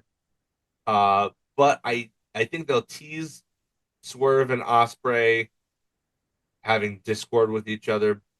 But I think eventually what they're probably going to do is they're going to have them be a tag team and eventually be the ones to unseat the Hurt Syndicate, which is why I predict them to retain actually their tag team belts. I actually predict the Hurt Syndicate. Here's one of my wild ones. The Hurt Syndicate loses. Oh, okay. To whom? They lose to. Who did the belts I go to? think probably Jet Speed, but I think it's because they get screwed by a surprise pop up by Charlie Haas. Charlie Haas. Okay, first of all, he still works and he's in phenomenal shape. He works around here a lot. But yeah, he's in phenomenal shape. But also, I mean, come on, like Tony Khan is obviously a mark for that whole era. Of course, he loves Charlie Haas. And if he doesn't, what's wrong with you, man? You should love Charlie Haas. But yeah, I could see him popping up and like costing the Hurt Syndicate, and then I mean, they love their lore. This would be a great addition to the lore. Oh, I mean that is oh, This is just a wild out there hair. pick. That's one of my wild predictions. Like that's one of the. I was like, That's what an if out Charlie there Haas pick. shows up? Um, Wow, that is that's a long shot, that's a but what if it wild happened? swing there, and I respect you for it. I don't agree with it. I don't agree with it, but I respect you for it. But no, otherwise, barring something crazy like that, hurts them to get wins because, of course, they do. Yeah. And I don't know, maybe Nick Wayne and Christian have a meltdown before their father son tag team champions. Although I've heard they've already had belts made for father son tag team champions. So What? yeah, Uh, I I'm not against the gimmick. I don't want new. I'm sure no. that fathers on tag belts are probably just going to be ugly as sin. Yeah, I imagine so. Uh, I imagine so. Uh, Gross. so yeah. Okay. First of the big three. Here we go. Kazuchika Okada, Continental Champion, versus Kenny Omega, International Champion, to crown the first Mm. AEW Unified title holder. 2 days ago, I would have said Omega, no questions asked. In the last couple of days, there's been reports that Omega said he's still having a lot of discomfort from his diverticulitis, and that like twisting his body and doing the super athletic things that he does is causing these. I guess there's scar tissue involved, or I'm not sure what exactly it is, but whatever it is, it's attached to his intestines. And when he twists his body or does the athletic things that he does when he's in a match, it like causes them to tear and like separate. And it hurts him a lot, apparently. And he said this in the last couple of days. So before then, I would have said Kenny's a lock to win this. Of course, he's going to win it. Now, not so sure. I didn't Big, know about that. yeah. He could be working. I really hope he is. He could just be selling the story. I really hope he is, but I'm Even also not if sure. he's not, I don't think that they would deprive the fans of the moment of Omega winning it. I think he wins it still and drops it to somebody other than Okada at a later date. Yeah, Probably somebody like Swerve, honestly. yeah. But yeah, I'm Probably not someone sure like about Swerve that or one. Okada or rather Osprey. Hmm. Instead of maybe instead of the tag team, they fight over that belt Yeah, instead. maybe. Or maybe hey, how about this? How about this for an idea? He drops it to Mark Briscoe. That'd be great. You're my friend. You have my back. This, that, the other thing. Let me, do you this favor and give you a shot at this belt. Briscoe winds up winning it. Yeah, I don't that'd be think cool. anybody would hate that. No, probably not. But yeah, I still think I think the moment like if Omega can do two more matches, I think that he's a smart enough worker to limit the amount to still have a great match with Okada, but limit the amount of that kind of twisting that he needs to do in order to do that. If he takes the shit kicking for most of the match and is on the grounds, not really taking bumps, but like selling his stomach or whatever, he Yeah. could probably get away with having a great match and pulling one out Hmm. and still winning and giving the crowd the moment that they want. Yeah. I don't think they give it to Okada based on the premise that okay, well Kenny can't do it, so we're gonna build up this whole thing where he aggravates his diverticulitis. Kenny has to win. Narratively, he has to win, Yeah. so he needs to win somehow. If they replace Kenny with somebody, I see Okada going. But if Kenny is still in this match, if they don't pull him for the sake of his health, I see Kenny going over and then shortly thereafter dropping it to somebody who can be there full time and not have to worry about the injuries. Yeah. Um, all right, timeless Tony Storm versus Mercedes Moné. Tony Storm. Tony, No question. absolutely, 100% all the way. It makes way more sense to do it. and she deserves it. And Monet's first loss being against the champion doesn't hurt her at all. Yeah. Not a single iota. Which means I mean, we already touched on it. We already basically said it, but the main event, John Moxley and Death Match versus Hangman Adam Page. I mean, you want to say it on three? Well, yeah. One, two, three. Hangman Hangman. Adam Page. Yeah.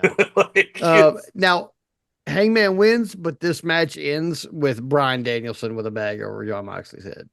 yeah, like I feel it's like I feel like Danielson makes an appearance. Like Darby and Danielson, I think both yeah. make an appearance here. Maybe even Everybody Sting. makes appearance. Everybody makes appearance. Maybe even Sting. Ooh, that'd be good. Yeah. Oh, I'm that'd be not sure who he real would put his good. hands on, but yeah, like I think maybe even Sting makes an appearance in this one. So like I think I we get a lot That's of a it. great idea. I would never have thought of that. That's a great idea. I wouldn't mind seeing Sting take a baseball bat to Gabe Kidd. Yeah, I And I hate think Gabe Gabe Kidd Kid. would probably be Screw like, Gabe fuck Kid. yes, let Sting take a baseball bat to me. Yeah. Because No, who I wouldn't? love You that know, idea. like So yeah, you've got what to contend with on the outside. You have Claudio, Yuta, Gabe Kid, and Shafir, right? Shafir will be So gone though. She'll have Shafir been will be mollywopped. gone. So no Shafir. Shafir will probably more than likely be gone. So Yeah. you need three guys to counteract. Mhm. Darby will be one of them. Oh well, I mean, oh, the ops. We have to Yeah. figure in the ops. Yeah. So the ops will probably be But I we'll have the Young imagine Bucks to contend with also, and whoever I maybe the a ops will returning Jack retain. Perry, The and ops will maybe retain for the record. Okada, Yeah, I maybe the Don Callis family, even. Like it the could entire get locker deep. room Yeah, it spills could. out. I mean, this is a battle for the company. The entire locker room could rightly get involved Yeah. in this Maybe because Private that's. I Party mean, comes back and yeah, finally with gets Okada theirs being on John attached, Moxley. with Okada being attached to both the Elite and the Don Callis family, they could get involved easily. Yeah, And so could Jack Perry, and so could I mean, there's like a bunch of people. I mean, Pac could make his return. There's Gabe yeah, Kidd. Um, I mean, with the Elite, and I mean, fuck. I mean, Jay White's hurt, so I mean, Jay yeah, White could come back though because he could be better now. I don't know what I forget what happened to him. I think he just broke his finger or something like yeah, that, yeah. like something small that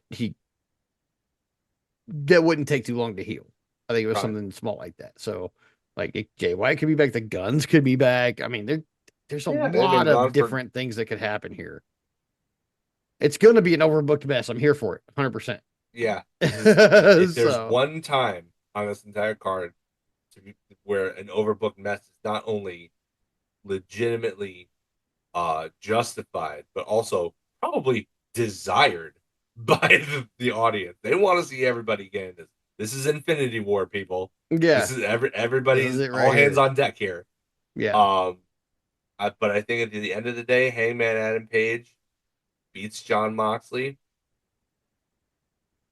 You know what would be great is if it looks like Moxley's going to beat Page. Everybody else is occupied. He hits him with like three Death Riders in a row, and he's about to like choke him out with the Bulldog. And then all of a sudden you hear Danielson's music hit, and you hear him come out, and it's like Mox has seen a ghost. And he hmm hits him with the Busaiku knee. He wakes up Hangman, and he gives him a plastic bag. And Hangman is the one to use the bag to secure the victory.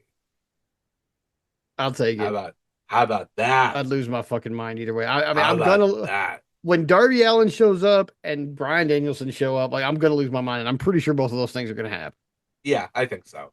I think So, you're and right. if they happen in Like the same match, I might shit myself a yeah, little. Like, I mean, this isn't the end. For the record, this isn't the end of the Death Rider storyline. There's still this is the loose end ends of that this part of it. yeah, there's still loose ends that need to be tied This is up. the end of phase three. This is the climax. We need we still have the denouement to go. We still need to wrap up the Darby involvement, possibly get Eddie Kingston involved if he's healthy and able to I think return. Eddie maybe if I think Eddie's been playing it close to the vest because I think maybe he shows up Saturday too. Maybe. I'd love to see it. I would absolutely adore it.